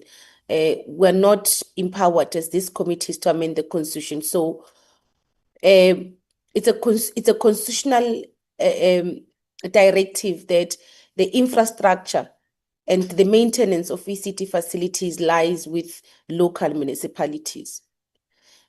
So we would have wanted to hear from your own presentation, or what is the state of that infrastructure and that maintenance as matter stands now? Because if you bring legislature, you will say you are bringing legislature because you are trying to address a problem. You are trying to address a problem. Then we must really engage on this problem. We must really understand the problem. And this is in line with what Honorable Christian said about the fact that this has been in the constitution. The infrastructure and the maintenance of ECD centers has always lied under local government. But you go to any IDP of any municipality, there is no resources or a special funding or allocation or a grant of some sort that specifically speak to ECD centers. Now, as a result, our problem is sitting in this meeting and being convinced that this legislative framework is going to assist in that regard. So we would really want maybe to have a second conversation, because that is a given. It's something that is in the constitution. We can't change it. It's there. Perhaps what we would have wanted to hear with the bill is how do we ensure, how does the department plan to ensure that that role, that responsibility, that function, which is at the center of this work that you want to do. When the department presented before our committee on the status of ECD centers in the country, because you said you're still busy with mass registration, you told us from the word go that the state of infrastructure is actually one that is in dire need of serious resource injection. So the models are different. Of course, there is ECD centers that are thriving, that are getting serious funding from NGOs or other private companies. But there's ECD centers like Honorable Marius, I think, was the one who was saying, there's ECD centers in RDP houses, in shags, and that's where our people are. Now, these ECD centers obviously rely on the local municipality to develop that center in terms of the infrastructure and also to maintain it. But you go to the municipality's IDP, there is nothing, there is no allocation. And the municipalities will tell you that we don't have any allocation, we don't have funds, we don't have the budget. If we're a municipality that has about 80 ECD centers, we don't have. So the bill in its current form just states what is there, because you don't have to clarify that facilities are under municipalities. It's in the constitution. You don't have to clarify it to anyone. But then you should tell us, in terms of the current status, this is what is happening. These are the gaps. And how do we deal with that gap, with those gaps? So I'm agreeing with Honorable Christians that you need to clarify that aspect, because it's very important for us on how do we bring relief to those ECD practitioners that are in Khayelitsha, in a shag, that are in Alex, and they're taking care of our children. How does this bill speak to them? We need to say that. We need to ask ourselves, does it speak to them? Does it give them hope? This legislative framework, is it going to resolve their problem? And my answer is that I don't think it is, because it is not even necessary. The constitution is clear who is responsible for infrastructure. So the bill is not saying this is exactly how we then want, how we're going to ensure that the municipalities allocate a certain percentage of their IDP, or in their IDP, it should be mandatory or statutory that a certain allocation of resources from where, from which grant. So if you don't speak about that, I don't know what we're trying to achieve. If you are saying we're trying to really improve facilities, I don't know what you are saying. I don't understand it. For me, it's just us saying things. So I would really want to hear that aspect. The second analysis is on the role of the Department of Health and ensuring that the centers, ensuring compliance of the centers with health norms, or firstly defining the norms and standards, health norms and standards, the health and environmental norms and standards in these ECT centers. And secondly, now this is the question, who enforces those norms and standards in those centers? Because municipalities, in terms of the law, in terms of bylaws, they've got powers to enforce. Health and environmental inspectors, in terms of the current arrangement, in terms of our legislation, rest in district municipalities. Now, really tell us in practical terms, what do you mean when you say this is a role that now is going to be carried by the Department of Health? What does it mean? Will you have in the Department of Health, will you have units or a unit that is responsible for really developing these norms and standards? But after developing these norms and standards, will they be able to enforce the norms and standards? Now, who monitors, who goes to these ECD centers regularly to check if they are complying with the health and environmental norms and standards and give reports? So tell us, what do you mean exactly, so that we understand and we've got the same understanding as yourself. You say that COGTA and SALGA is part and parcel of this task team. I hope they are here, those people who are part and parcel of the task team, and they will respond as well on this question about facilities. And also, health will be able to tell us exactly what does it mean. Because we put things on paper, we put laws on paper, but if you go to the real reality of our lived experiences with those laws, if they are really impacting positively on ordinary people's lives, you don't find it. So we need to really, from where we're standing, we need to understand what you mean, so that we can then understand if really this amendment is going to really assist in ensuring that the Department of Basic Education effectively and efficiently provides for early childhood development. Now, DBE, we've spoken about the models, the ECD delivery models, and we've said to you, you must come back, because to this day, I think we still need to speak about these models that you're speaking about, that you have, because we said you found the model according to what was implemented when this function was at DSD. And we've asked you, what is your envisioned model? You know, so that we understand that this is how an ECD program is delivered.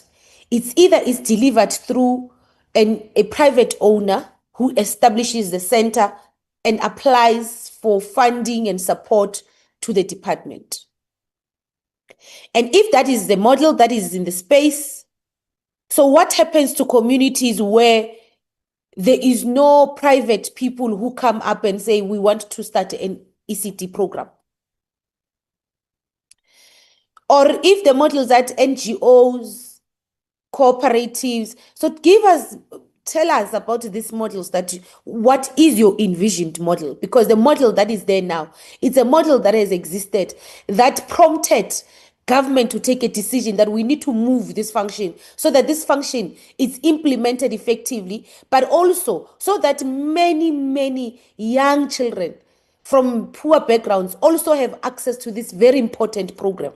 Because it is important. I don't agree with the views of one honorable member on, I think it's very important, and I think it was a correct decision that this function moved to DBE. The last issue is about your presentation. You speak about consultations. You've done consultations. And when you look at who you've done consultations with, have you spoken to practitioners, to ECD practitioners, and which ones? Have you spoken to these ones about these amendments?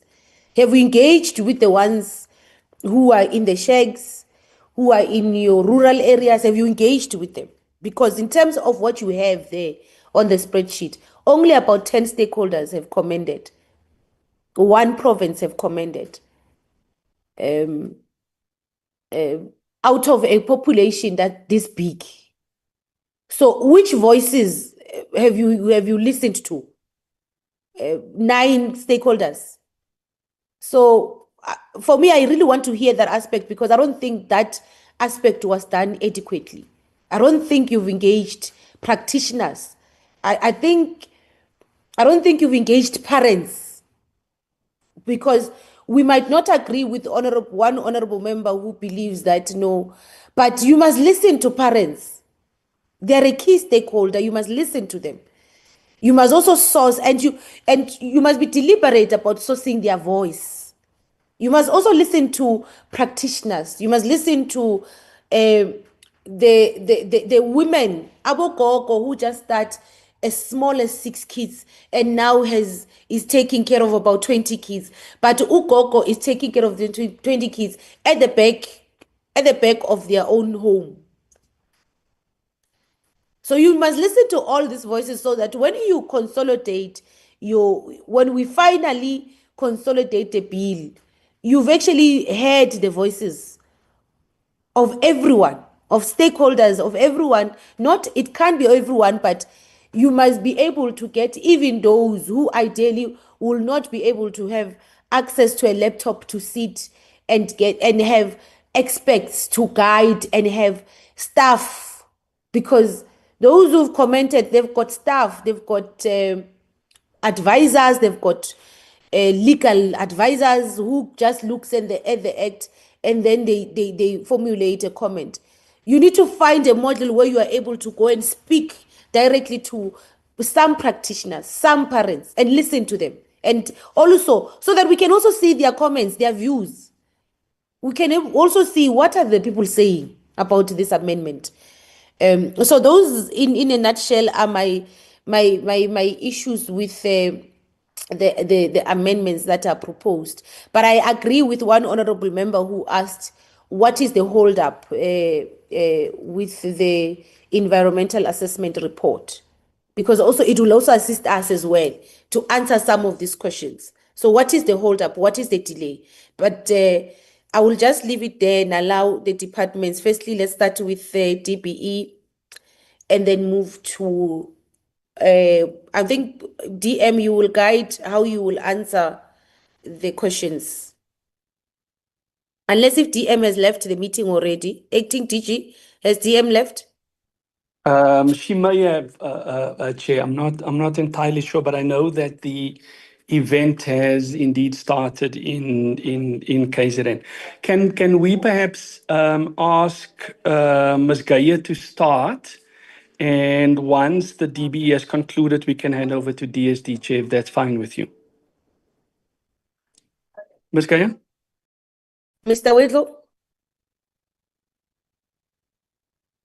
That's Chairperson? fine. Thank you. Oh, okay. Oh, thank you very much. Over to you, Ms. Gaia. Thank you very much, Honorable Chairperson. There have been a lot of questions that have been asked, and we have been writing down all of this. I'm not sure if you'll be able to do justice to all of the questions asked, but I will try my level best. And I will be working with my colleague, Dr. Kotze, who can give the further technical details of a lot of the questions asked. First, to clarify, this question has come up by various members to ask us very clearly, where does the bill lie? With which department does it lie?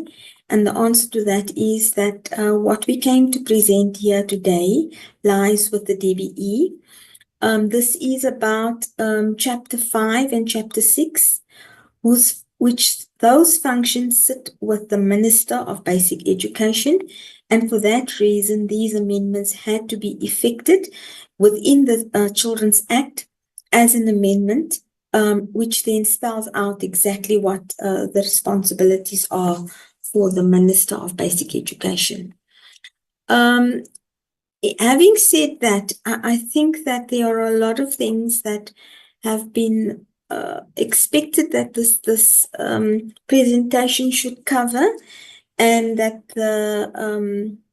the amendments should be covering or be spelled out. That when we had discussion with the Office of the State Law Advisors, we were told in no uncertain terms that we do not have jurisdiction to do all of that. So in other words, we cannot, through this amendment, direct or impose on another department certain functions. It is exactly why these two chapters had to come into this Children's Act in this particular way to correct the authority that is now located with the Minister of Education. So we can't make the same mistake as what we are seeking to correct here by now bringing in instructions to COCTA or to health or to what. There are other that particular area, and the state law advisors were very, very clear about that to us. And so it's a matter that we'd have to work through very creatively. The way we plan to do this is about constantly talking about an integrated approach. And the way in which this has been established, even before we have brought these amendments to the portfolio committee members, is that already the president has established an interministerial committee. This interministerial committee lists all of the departments that are busy with ECD, that affect ECD, and have certain responsibilities that they have to provide in the context of what should happen with young children. And so therefore it's in that way that ministers would take responsibility. The Minister of Basic Education cannot tell another minister what they must do, but the president can. And that is why the president has set up this interministerial committee. All the departments are listed there. I think there are about 12 departments, if I remember correctly, that are listed there, who are the departments that have an integrated stake in the discussions. And that will go away from the discussions that are in the interministerial committee to give effect to what their part of the department has to do and come back to the committee again to give a progress report on that.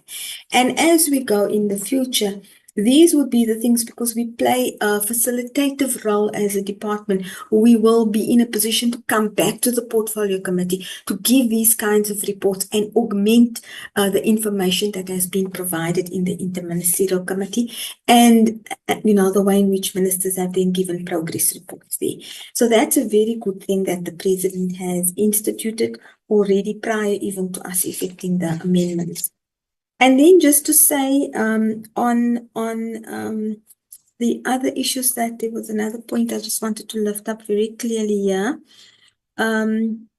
So a lot then in terms of what we want to do through the legislation does not necessarily, the way we you normally draft legislation and what we have to take guidance from when we are finalizing with the Office of State Law Advisors, is that we can't spell out all of the details when you're drafting. The members are familiar with this. I'm speaking to the conformed here.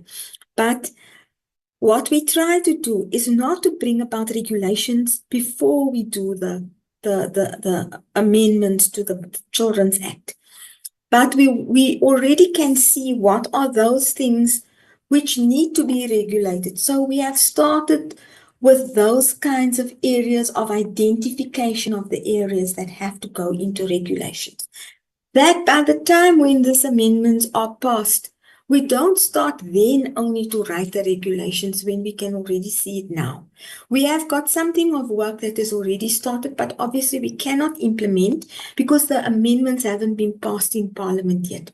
But when it is passed in Parliament, we already have information that's sitting there, and we take this experience from our experience that we've had with Bella, because we've had lots of, pieces of policy guidelines that have been sitting in the department that we were able to pull up and to help us to quickly to move on with speed on regulations there. So we don't want to be found napping when we come at that time when the bill is passed, that we now start only to apply our mind on the actual work. So I hope that the honourable member who had that impression that we were trying to put the regulations before the amendments is satisfied with this answer, that that's definitely not our intention to do that.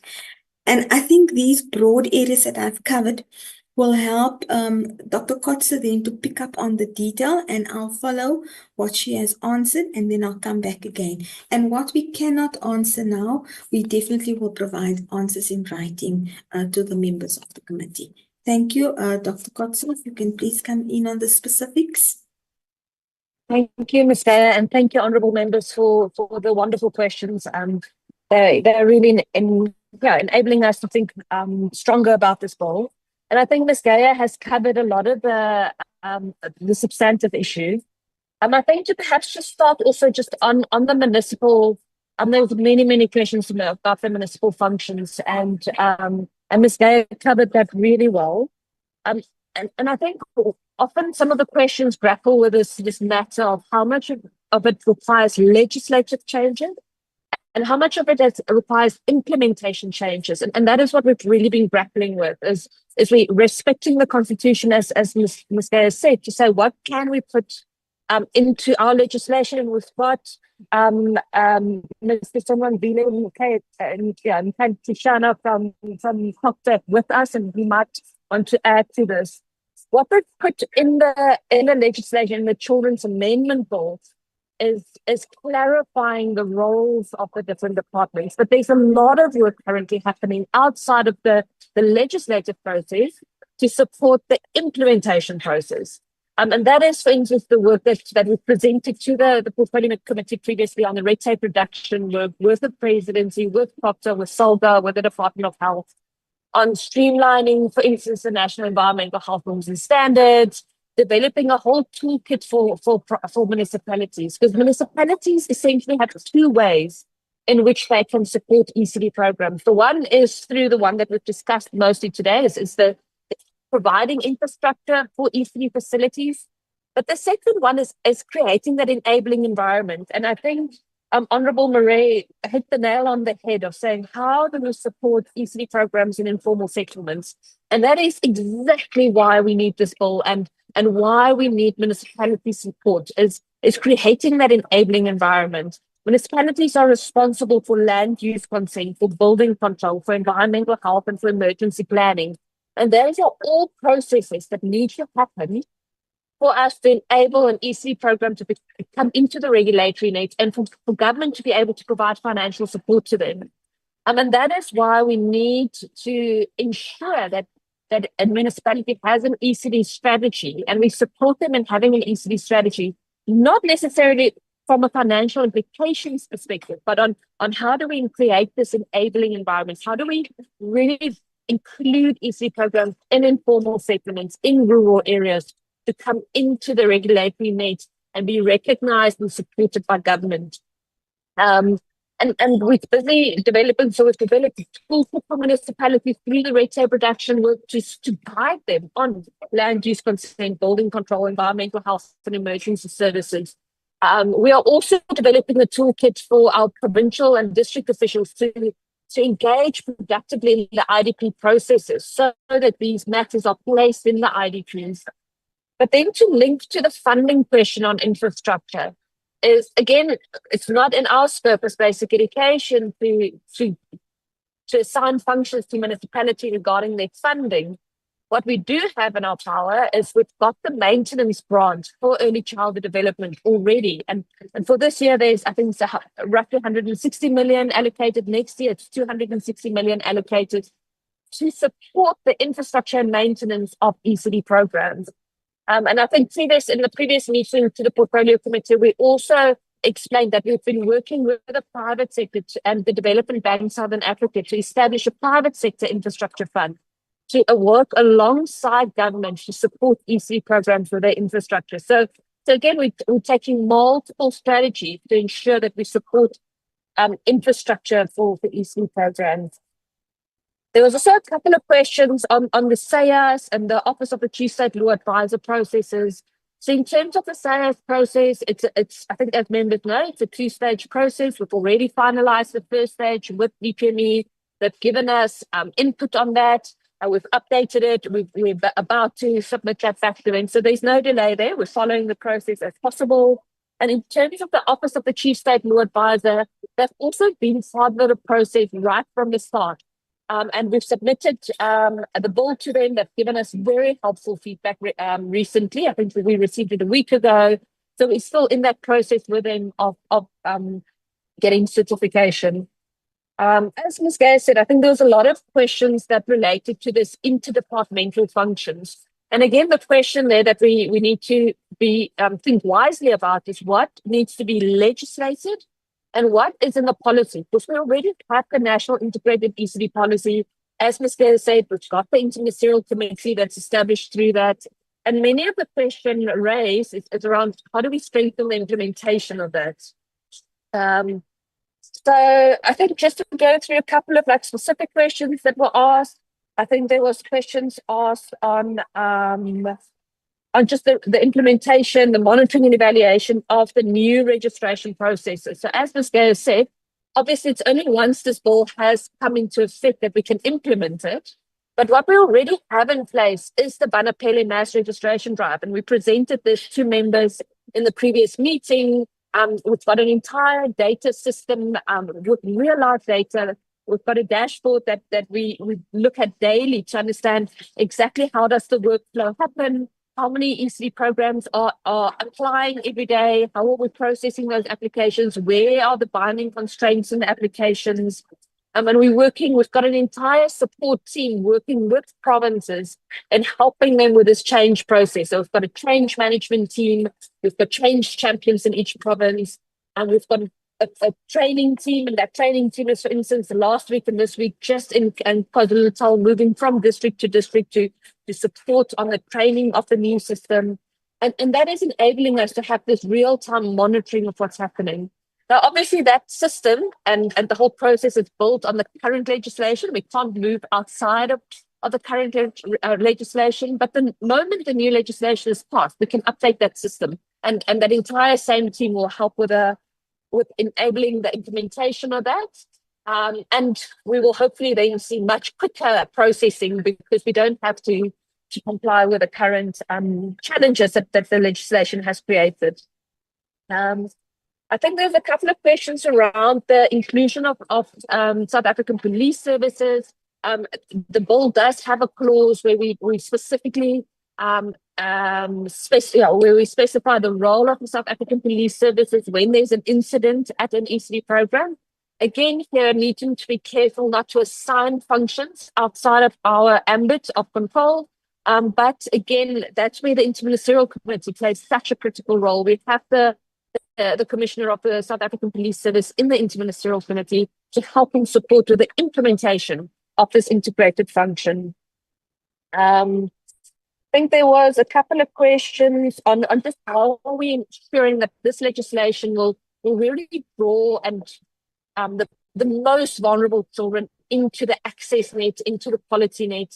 And again, it's that idea, that developmental principle that we spoke about is how do we ensure we meet our goal of universal access to ECD. And we've previously been presented the 2030 strategy for ECD programs, where our entire goal is to say, how do we increase access to quality ECD, prioritizing the most vulnerable children? And that is the problem we're trying to solve through everything we do in early childhood development.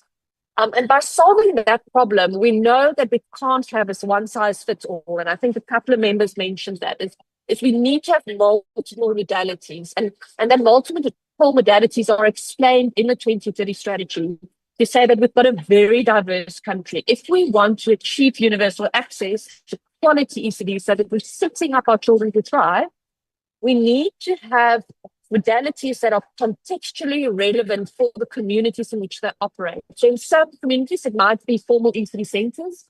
In other communities, it might be play groups, or it might be a mobile ECD program, or it might be a childminder. So it all depends on the community. And that is exactly what the bill is trying to enable. And I think one of the honourable members said that it is spot on, is that we need differentiated norms and standards for the different type of modalities. We can't have a one-size-fits-all. And that is exactly what this bill is proposing to do. And to then say, let's list those different modalities in the regulations and have separate norms and standards for each of them. And there are some questions on just the issues of red tape. I think we've mentioned the red tape that we've seen on the local government side. There's also a lot of red tape that we originally had on the basic education side of the registration process. And the streamlining and the consolidation of ECD under one chapter will already alleviate a lot of that. But the current Banapele mass registration drive is already implementing those principles by having one online system, one set of questions, one registration framework. So while the bill will bring enormous relief in simplifying that even further, we're already implementing the concept of having almost one-stop shop, a one application process for the whole registration systems. There was a question on guidelines for ECD on compliance. So we have a registration framework that spells out exactly the norms and standards expected of ECD programs to comply. But because our goal is to enable the most vulnerable to access ECD, we've taken that developmental approach of saying, we don't want to just shut ECD programs down because they don't comply. We want to take a developmental approach of saying, what support do they need to comply? How do we enable them to comply? And our whole process is built on bringing ECD programs into the system, then doing a registration readiness assessment to understand what are the the constraints that EC programs face to meeting their norms and standards, then supporting them either through the maintenance component of the conditional grant or through the private sector infrastructure fund, dependent on where they're situated, and then helping them, taking them through this process to get them to comply with all the minimum norms and standards. I think we've spoken about the guidelines for municipalities to achieve this. We've got the red tape reduction toolkit that we've developed with local government, so with SALGA, with COPTA, to guide municipalities on developmental approaches. The draft bylaws will also support this. So the intention of the draft bylaws is to give municipalities an example of how can they do developmental approaches to land use, building control. We obviously, as basic education, we cannot mandate them to implement that with 3 spheres of government, and we have to respect our constitution, but we can give them good examples and work with them on how they can implement the examples of having much more standardized approaches to ECD program registration. I think there are some questions on just how do we, again, this developmental approach, and the legislation also includes, or the amendment will also include specific provision that really empowers our provincial education departments to help and support ECD programs with meeting their norms and standards. And a lot of the work that we're doing is enabling and supporting our provincial education departments with implementing that. There was a question on nutrition. And I think the question linked to another question on just that the Minister of Education should be responsible for all norms and standards relating to ECD based on international best practice. And that is what we are trying to do, is to say under the subheadings of the norms and standards in the primary legislation, let's include norms and standards for nutrition, for infrastructure, for early learning and stimulation, and so that we can say, what do we expect as a minimum norm and standard? But then again, a lot of the work will lie on how do we implement that? How do we ensure the implementation of that? And we've already started some of that work. I think there's some questions on quality specifically. And I think the principle here is that we believe as a country that early childhood development is critically important to set up children so that when they arrive in the formal schooling sector, when they arrive in grade R, they are ready to take on all the opportunities that the schooling sector afford them. And that's exactly why we want to put the National Curriculum Framework on statutory footing. So the question is, why only now? And the reason for that is it's only since the function shift that the Minister of Basic Education has the powers to amend the legislation. So immediately, even before the function shift, we've started this process along with social development to put the NCF on statutory footing. So that's the reason why we're doing that. But again, that is the legislative solution. The practical implementation solution that we've been following is that the NCF is available for parents, for caregivers, for ECD programs. It's online available. It's available in all 12 official languages, including Braille. But more than that, we've developed the ECD Mobi. It's an app for parents to guide them on activities that they can do aligned with the NCF. We've got the Play SA online training, which is short micro modules for parents. And I'm a proud parent that has completed the Play SA online training to ensure that we can implement the NCF and the parents are able to implement it. So again, putting it on statutory footing, but supporting the implementation of that as well. I think there was a question on the capacity and the resourcing needed for provincial education departments to implement the new legislation. And the only key financial implication here is that record keeping. All the other pieces in the bill are functions that the department is already responsible for. It is streamlining it, it's simplifying it, it's making it easier. The only new function is the fact that they now need to keep records. And we've got the e-care system. It's already implemented in provinces. Provinces already working and using that system. And in the budget that was approved earlier, we've got funding to add additional human resource capacity in provinces to support them with the implementation of this record keeping. So I hope that helps it as well. I think there was a question on just how many children are not accessing ECD at this point. It's 1.3 million children. And our entire strategy, along with the financing strategy we've submitted to National Treasury, is to help us close that gap. So how do we have all children, prioritizing the most vulnerable children, accessing quality ECD? And that gets, just again to the quality of, and how do we ensure standardized quality of ECD program? And what we're developing there is the quality assurance and support system. And we've presented to Portfolio Committee on that previously as well, is that we want to have a very clear set of quality standards for ECD programs. And again, we take that developmental approach of saying once an ECD program is registered, we know that they are providing a conducive environment, a safe environment for children.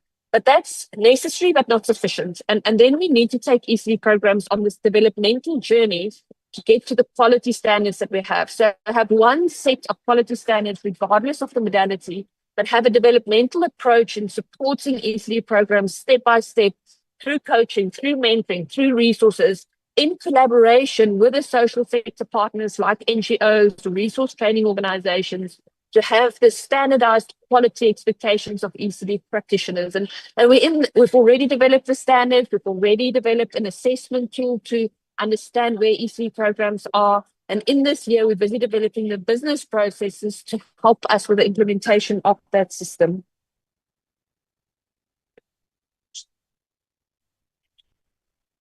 I think the final question is just in terms of consultation, and to ensure members that we've done extensive consultation, including the voices of parents and practitioners. I think the benefit that we had of this bill is when we received the original version of the bill, we already received it after the Portfolio Committee for Social Development went through the entire consultation process. So in that, we already had the voices of many practitioners, many parents that came through. But more than that, when we did our public consultation process, we had the Real Reform for ECD, an organization that is specifically focused on understanding the voices of ECD practitioners and parents. So the Real Reform submission was building on the voices of practitioners and ECD practitioners and parents. Similarly, the Equal Education Law Centres had more than 100 parents that submitted input into their submission. So that is how we've been able to solicit the voices of parents and practitioners. So we received a total of 69 submissions. 39 of these submissions were from individuals, 25 were from non-profit organizations and other organizations, and 5 were from government, including provincial and municipal government. And that enabled us to really to hear the voices, but we also recognize going forward that as this bill is processed through Parliament, again, we'll be able to solicit all those voices and make sure this legislation is appropriate to fix the problem that we really want to see fixed in our country of reaching universal access to quality ECD. So I hope that's been helpful in addressing all the questions. Thank you, honourable members. Thank you, Dr. Kotze. I think lastly, Chairperson, just to come back to the point that you made, I think there's a common thread that comes through in what we're trying to achieve here, and that is around giving access to the most vulnerable and to make sure that no child is left behind. Dr. Kotze did provide the number of learners who are sitting outside of the ECD system or the ECD sector and who need access. And our commitment is to ensure that we bring those learners back into the system and to provide it. You keep referring to our service delivery model, Chairperson, and I do think that maybe that is a topic of dedication that we come back and speak to. We have a very clear view of how we want to go forward and how we will give this access even to those children who do not necessarily choose to go in, or parents who do not choose to take their children into ECD spaces. And so our service delivery model covers 3 areas. It covers the ECD centers, it covers playgroups, and it looks at home-based care. And it's the home-based care that we need to really do a lot of work around in bringing those children into dedicated learning programs. There are ways that we have worked and thought through that we need to look at how we roll out in the implementation now to get them to either come once a week to a particular space, which is either within the local community or in a community hall or a clinic, or there are various spaces we can identify where that could happen. But it's important that that particular group then has access together with mobile resources that can be provided through toy libraries and books and so on, and to train up parents so that they can have access to understand how to actually stimulate and provide educational background to the materials that are provided. And so that's the challenge. It's a huge challenge that we are faced with.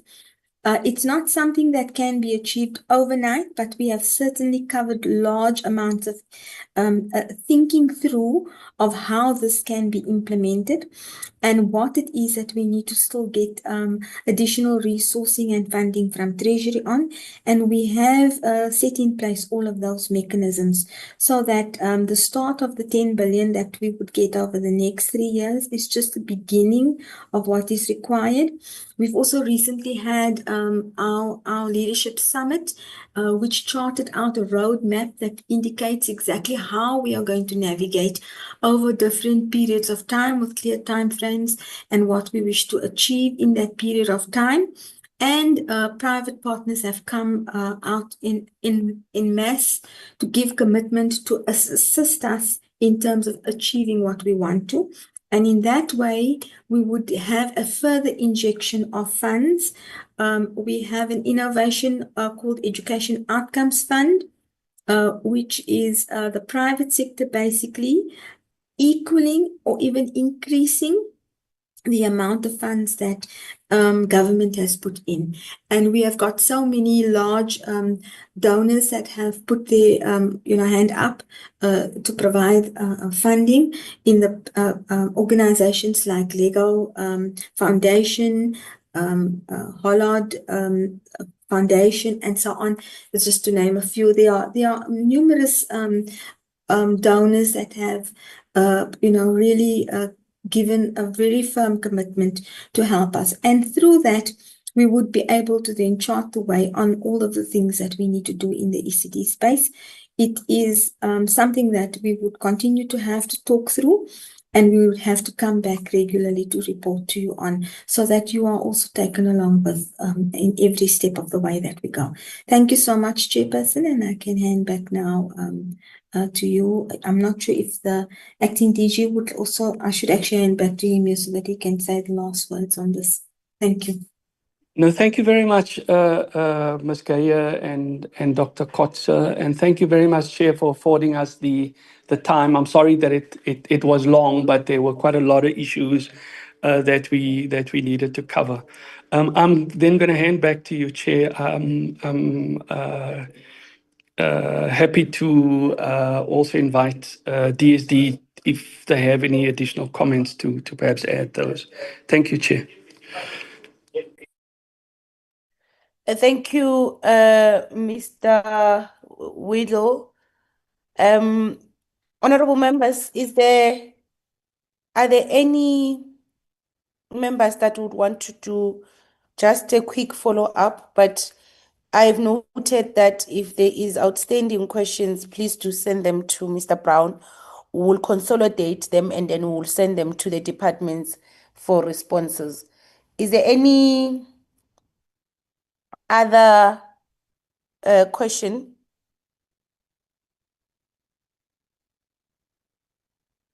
Okay. Just a few perhaps closing remarks on this item on the agenda is to say that we correctly so we will have to walk this journey together with the department, and constant reports will be very important. But also to say that the issue of public participation Dr. Kotsi, the answer is not satisfactory also. And perhaps you would have to send us a comprehensive report on the consultation that you have conducted on this matter. Send us that comprehensive report on the consultation that was done. Because even the answer still, it does not give us a picture if you've really tried to go out of your way to create platforms for different stakeholders to comment on this amendment. So please, that will be my only request, that let's have that, let's get that. And also let's get those guidelines you're speaking about that you engaging about with municipalities. But of course, we appreciate that there is a task team established by the president, and we would really want the department to continuously give us an update on the matter. And for the clarity that the bill lies with DBE, at least we are clarified on that small confusing aspect, and that there is areas where we would of course take a different, perhaps create time to engage on specific other issues that have to do with the early childhood development provision. But safe to say that this is, as the president has said, it's a very important step for us as a country in ensuring that our children are developed comprehensively and holistically. And as a result, we also want to walk this journey. We want to walk this journey. We want to have these constant engagements so that we're able to do our own oversight on the work that you are doing and ensure that you are accountable to the nation on what the president committed before the nation. So thank you very much, all of you, for your time. We will send you those questions, but do send us this additional information that we've just requested. And we will now release yourselves, and also I take it that the responses were consolidated responses, Mr. Whittle. Yes, Chair. Yeah. One needs to make sure that consolidated responses from both departments. Okay, so we will then excuse yourselves, the two departments, and thank you very much for making time. And I also want to thank profusely the Portfolio Committee of DSG for joining us, heeding to our invitation. We really appreciate it. And we do hope that we can have these sittings more often where we discuss issues that concerns our children, and where we've got issues that are of mutual interest. We can have this kind of sessions because they really do assist. When we have a consolidated collective approach, it's really, it assists rather than for these two departments to go to make a presentation to your portfolio committee, and then they come back, they make a presentation to our portfolio committee, when we could just have a joint sitting, or the other one invites the other, and then we approach this discussions as a collective. And I think it gives different perspective, it gives more clarity and a more comprehensive view on the matter on the table. So I want to also thank the portfolio committee on DSD and the chair specifically. Thank you very much. And also we will then release yourselves from the meeting now. The two items that are outstanding are really reports for the portfolio committee of basic education, where we would have to deal with the reports and minutes of the previous meeting. So to everyone, every other person, thank you very much for joining us. You can be excused. Thank you.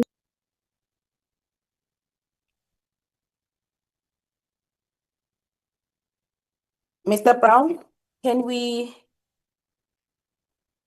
flight, the reports. Yes, thank you, Chairperson. I have the first of the two reports. The first one is the fourth quarter report, which we have submitted to members quite a while back. Honorable members, we have the draft report on the fourth quarter performance report, which we had, and we even dealt with, I think we dealt with the minutes of this report, of the meeting where we're dealing with this report. Mr. Brown? That is correct, Chairperson. We've already adopted those minutes. Okay. Now here is the report. Honorable members, any movers or any corrections, any comments on the report?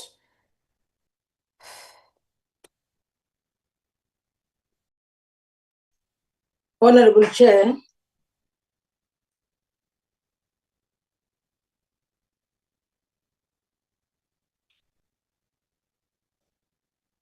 Yes, is that Mam Kaba?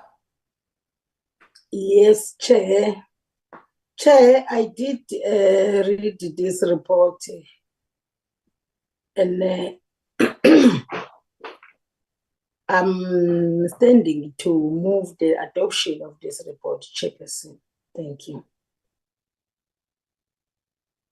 Thank you, Honorable Kaba. Is there any seconder?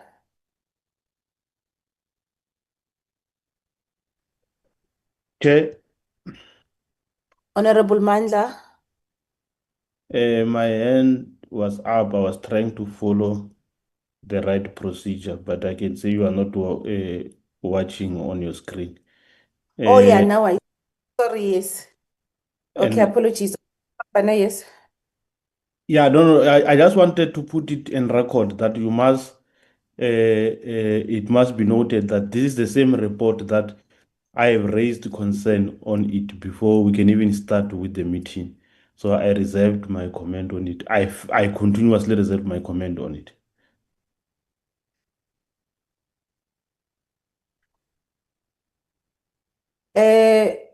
Okay, Honorable, you're done. Chairperson, if I'm not mistaken, we are talking about the fourth quarterly report, which is a measure of the performance of the department over the last quarter. And I'm just thinking, Honorable Shikwambana, I recall his concern, and we shared the same concern, was actually about the what was not necessarily about the performance, but about the upcoming budgeting processes at that time. But Chairperson, I only have one addition to make to this report when it comes to the recommendations. The third recommendation under point number 8 refers to corruption.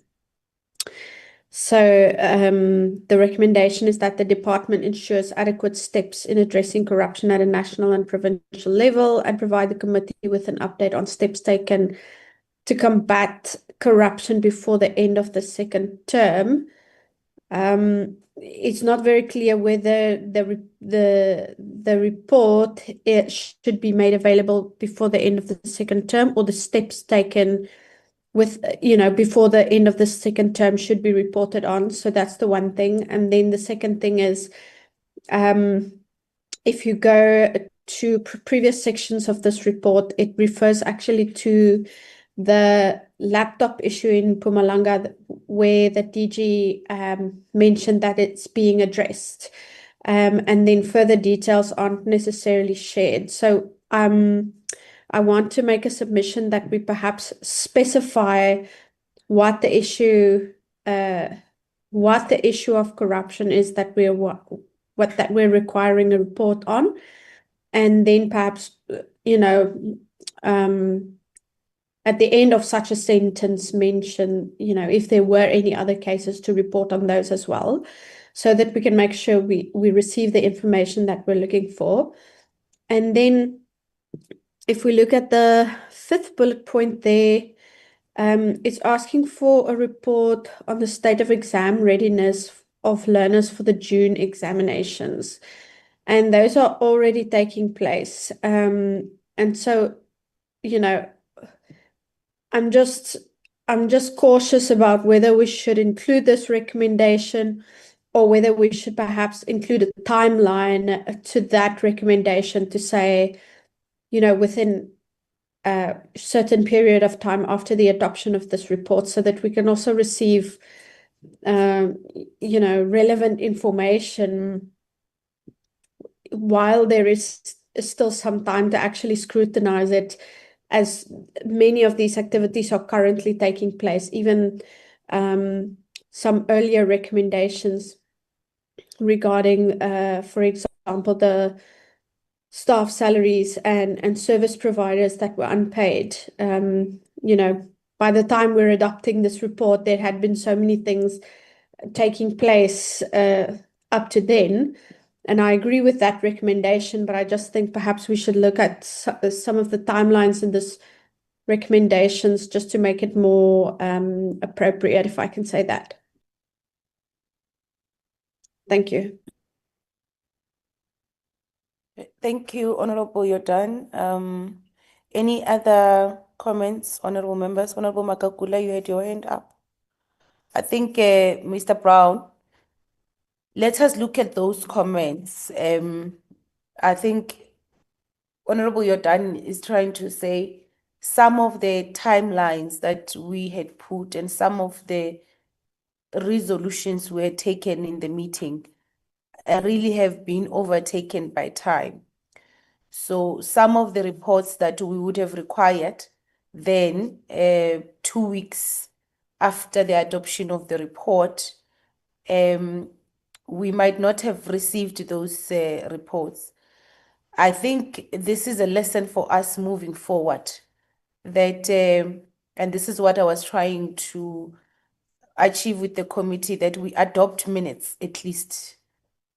We adopt minutes the following week of the meeting, so that we can agree in this meeting that as a standard practice, when we've made recommendations on requesting certain reports or update or information, we actually action that, even though we still have to adopt a report as a committee, because that is information, that is updating. It's not a debate, but I think that will assist us so that we're not overtaken by time and we're not overtaken by processes. So for me, let's look at that, aligning our recommendations with time, or being more specific on time. The one of corruption, Mr. Brown, I think we did speak about corruption. Members, others spoke about corruption generally. I remember very well that, to an extent, that the CFO even said in his response, we don't have corruption in our department, because the discussion on corruption was very generic at the time. The reason why the Mpumalanga issue is specifically on the discussion is that there was a specific issue that was raised by one honorable member on the Mpumalanga matter. And the response we received from the department was that the Premier has instituted a team to deal with it. So what we can say on Mpumalanga specifically, I think, which we did not take any resolution on the matter at the time, because our understanding was that the matter is still being dealt with. So when it is done, the department will then bring us a report. And that is what I think we can say, that the department must share with us the report on how the matter was handled. And but on corruption, Mr. Brown, it was generic. It was a generic statement. And because it's a generic statement, it will be difficult for the department to know exactly what is it that they must send us. So I agree that firstly, we can't come up with new things to say we must mention areas. I think we should take out that one because it's generic. But on the Mpumalanga one, we should have a resolution or recommendation, because it was a specific matter that was raised, to say we request we are recommending that the DBE, the department, should submit to us a report or on the Mpumalanga issue. Maybe because I'm sure they would be done by now, maybe within 7 days after the adoption of the report. So because that was specific. Chair? Honorable, I see your hand, yes? Yeah, maybe just to assist with the issue of Mpumalanga, I think we should just request the department to furnish us with that report, because I think they are done, because there are people also who are suspended as we speak now, if you are following that issue of Mpumalanga. So we must just request a comprehensive report from the department with regard to the issue of Mpumalanga, so that we can get to understand what really is happening there. But from where I'm sitting, I know for a fact that there are some people who are already suspended. Yes, thank you, Honorable Shkwamba. And I think that's what I was trying to propose, that on the issue of Mpumalanga, because it was a specific matter, I think we should, our recommendation should be that the department should finish us with a comprehensive report on the matter, because they did say they were still busy with it. But then we either remove that resolution, because we did speak about corruption, but generally. And if we are saying as a recommendation, it is a problem, because then we're not specific as to exactly what answer are we looking for. So that is my proposal. Honorable Magagula, you had your hand up.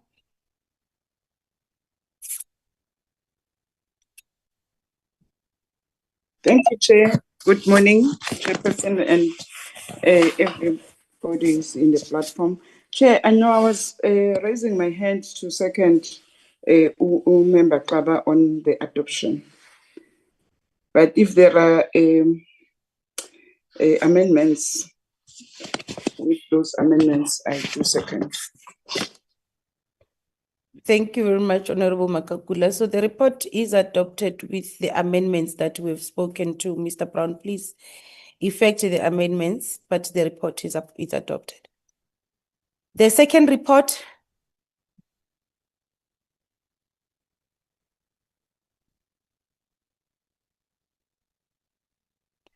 Mr. Brown, can you please fly to the second report?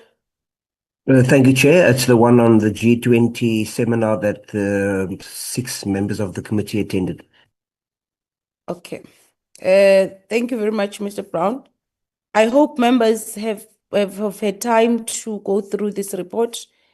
Because we did speak about the G20 sessions, and maybe just to highlight to members that the Office of the House Chair engaged with us on this, our participation in the G20 work groups. And in our engagements with the House Chair, we were cautioned about the implications in terms of the budget. And we were actually asked as to how many of these working groups can we attend, or do we want to attend? And based on that caution and based on the engagements with the House Chair, we agreed that we will only attend, I think, two of the sessions as the committee.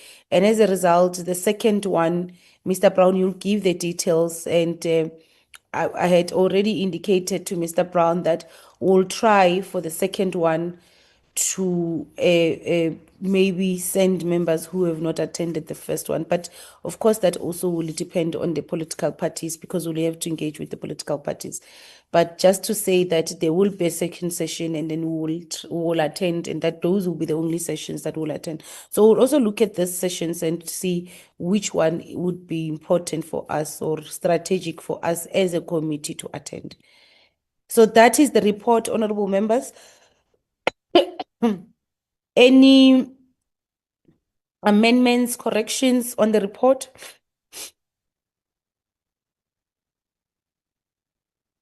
Especially members who attended the session. Any amendments on the report?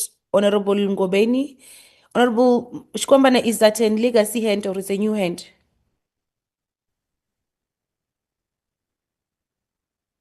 Sorry, Chair. Okay, Honorable. It's not a new hand. Let me lower it down. Sorry. Honorable Ngobeni. Thank you, Chair. No, I went through the report, and in fact, I think the colleagues did a good job of capturing what really happened. Of course, towards the last bit, I personally was not in the room at the end, but in terms of gleaning what we went through in that session, I think they were well captured. I think that maybe in the recommendations, instead of speaking to what we experienced, maybe we can glean some recommendations for our own consideration in future, not necessarily for right now, but in the future, not for us to discuss right now, towards the end. I think that would be illuminating, particularly for members, number one, who did not go, but also to enrich our own work going forward as a committee. Thank you. Thank you, Honorable Ngobeni. Are you moving for the adoption? Yes, I am. Yes, I Okay. am, with some recommendations from the working group that was there, because there was definitely a lot. And I think just as highlights, I'm not disputing how the report has been put together. I think it's fairly comprehensive, but I do think some highlights as recommendations at the end for us to glean, as we've been speaking about best practice, and also like countries that we can learn from, because there definitely was a lot that we got out of that very scrunched up session. I mean, it was very short for us. Thank you. Yeah, I agree. I fully agree.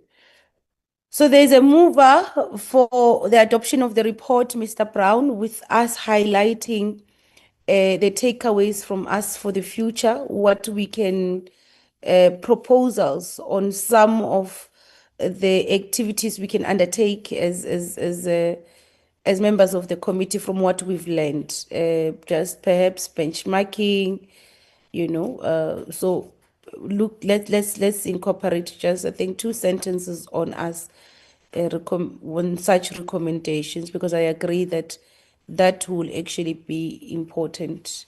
Mam Kaba?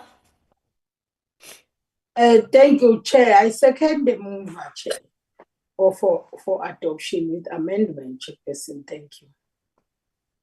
Thank you, Mam Kaba. The report is adopted with the amendments. That was the last report. Mr. Brown, we have Chair. minutes, right? Chair, Honorable Shkwambana? I don't understand. Mamkawa moved for the adoption and also second the adoption. No. The mover was Honorable Ngobeni. Okay. The mover was Honorable Ngobeni, was the first person to speak, and I asked for clarity if she was moving for adoption. She said, yes, I'm moving for adoption. So Mam right. Kaba is the moving. All right. No, The thanks. move. Okay. The first set of minutes that we have, honorable members, is the minutes of the 20th of May, where we had a virtual meeting, where we received a briefing on the funding norms and standards, Pelena in South Africa, by both the Department of Basic Education and the FFC. Now, I want to check for hands that wants to amend corrections on the minutes. Are there any corrections?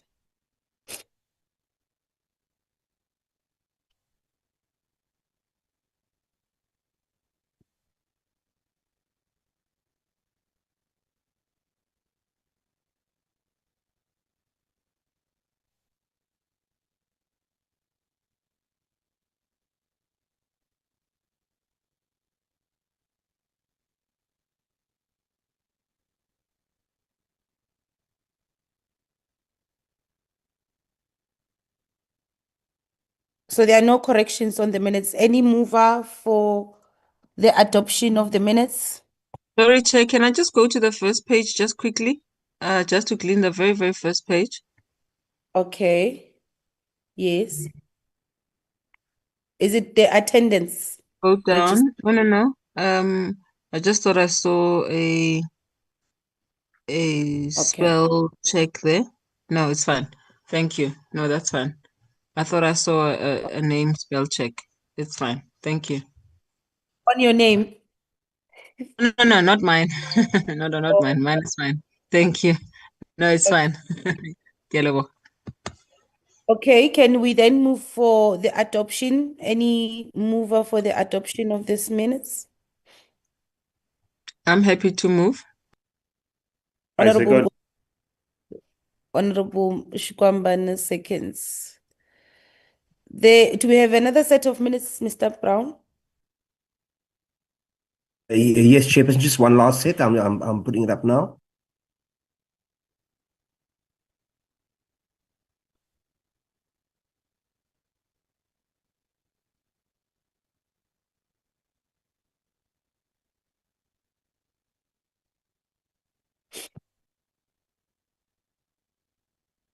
Okay, the second set of minutes are the minutes of the last joint sitting. And actually, it was not a joint sitting. Let me correct that. We called a meeting and invited all the departments that are mentioned there. So here are the minutes, honorable members.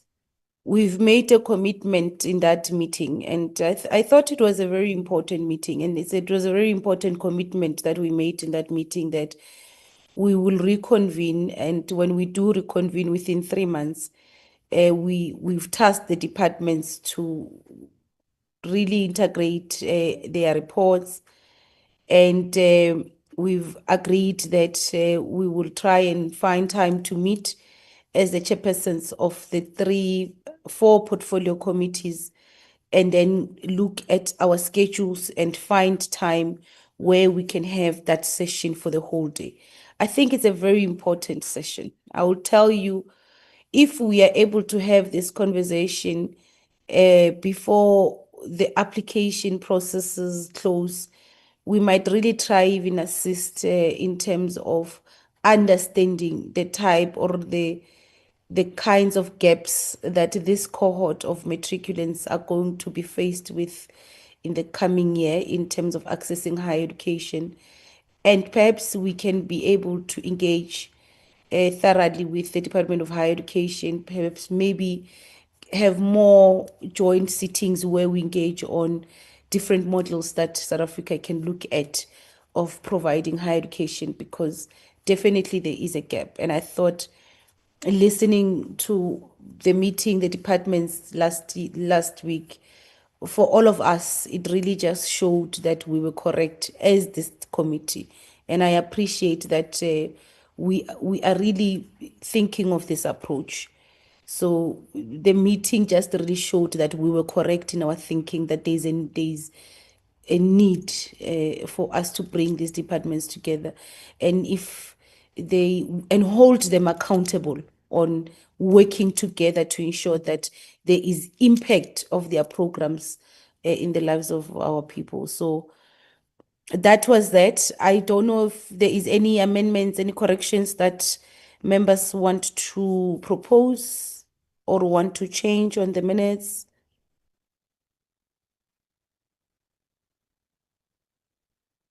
Chair. Okay.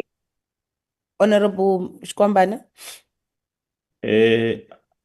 I want to move for the adoption of these minutes with the amendments that you also touched on, based on the consideration of issues that we have agreed on how should be the approach of the next meeting. So I'm in full agreement as to say that is what we have actually discussed on, and maybe we should also note that the previous meeting did not actually achieve the intended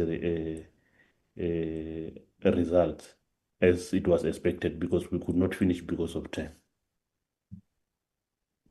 Yes, that I think that Mr. Brown should be captured. We did acknowledge and agreed, all of us, that we were unable to conclude the meeting, and we could not really get to the bottom of what we were trying to get to, because of time, and hence the second session is very important. So that is there. And also to say, there were suggestions from other committee chairs to say we ought to make it a joint sitting. And the reluctance that we had is that this is an engagement that started in our committee. The problem with a joint sitting approach is that it then delays even further, because for us to take a decision on the meeting, it has to be all of us sitting and taking a decision on the meeting. But in this instance, if we spearhead and we invite, even the minutes of that, even the resolutions rely on us, on our committee, because it is our meeting and we've invited other portfolio committees. So it makes the process much more faster, and it doesn't stall the process, because 4 committees, it's a lot. So I think I also just wanted to make that comment that even as we move forward, we are going to be leading in terms of calling the meeting, but we'll also engage with other chairpersons on which day is suitable, because we requested for the whole day. So Honorable Shkwambane, you were moving for the adoption with those amendments. Yes, Chair, correct. Okay, any seconder for the adoption of the set of minutes? Chair, Honorable Law. below, I'm seconding the adoption of the amendment. Thank you. Thank you, Honorable Law. The minutes are duly adopted. I want to thank the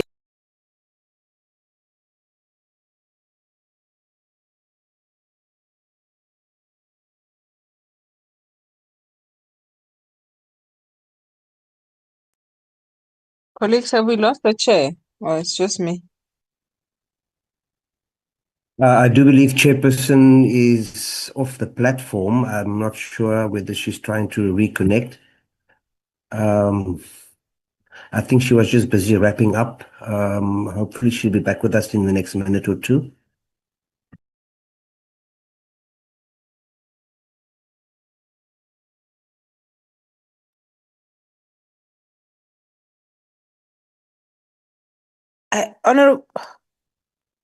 Honorable members, have we adjourned? My laptop died. Apologies for that. And I wanted to close the meeting officially. Mr. Brown? Chairperson, you are back. We could hear you now. Okay. Thank you very much. I wanted to take the opportunity to thank the members for your participation, but also to just share with yourselves that there has been a rise in incidences of bullying at schools, including many letters that comes from parents of bullying incidences, at times amongst the learners, at times it's teachers and learners, but there has been a rise in such incidences. And I think in our next meeting, Mr. Brown, you would really have to perhaps we have an item on the agenda, but just to highlight to the department that we might engage with them as well about the no tolerance on bullying or policies that are adopted in schools and the guidelines from themselves, because it's becoming a huge problem on the basis that these bullying incidences end up on social media platforms. And as a result, the children who are victims of this bullying actually are victimized again through the social media platforms. And some of them are unable to handle that. Some of them really delve into depression. Some of them even want to really just drop out of those schools. And it is becoming a very, very a serious problem. And it is disheartening as a parent watching those social media videos making the circle. So, Mr. Brown, you might have to inform the department that just shortly 5 minutes or 10 minutes, 5 minutes for them to really brief us on their anti-bullying a campaign or advocacy, and as well as the policies and exactly what is their plans to deal with that prevailing in the prevailing incidences. I think that will be all, honorable members. Thank you very much. We will advise by today if the meeting of next week will be virtual or physical, but we will advise. Thank you very much for your time, and the meeting is adjourned. Thank you very much, Chair. Thank you, Chair. Siyabonga. Recording stopped.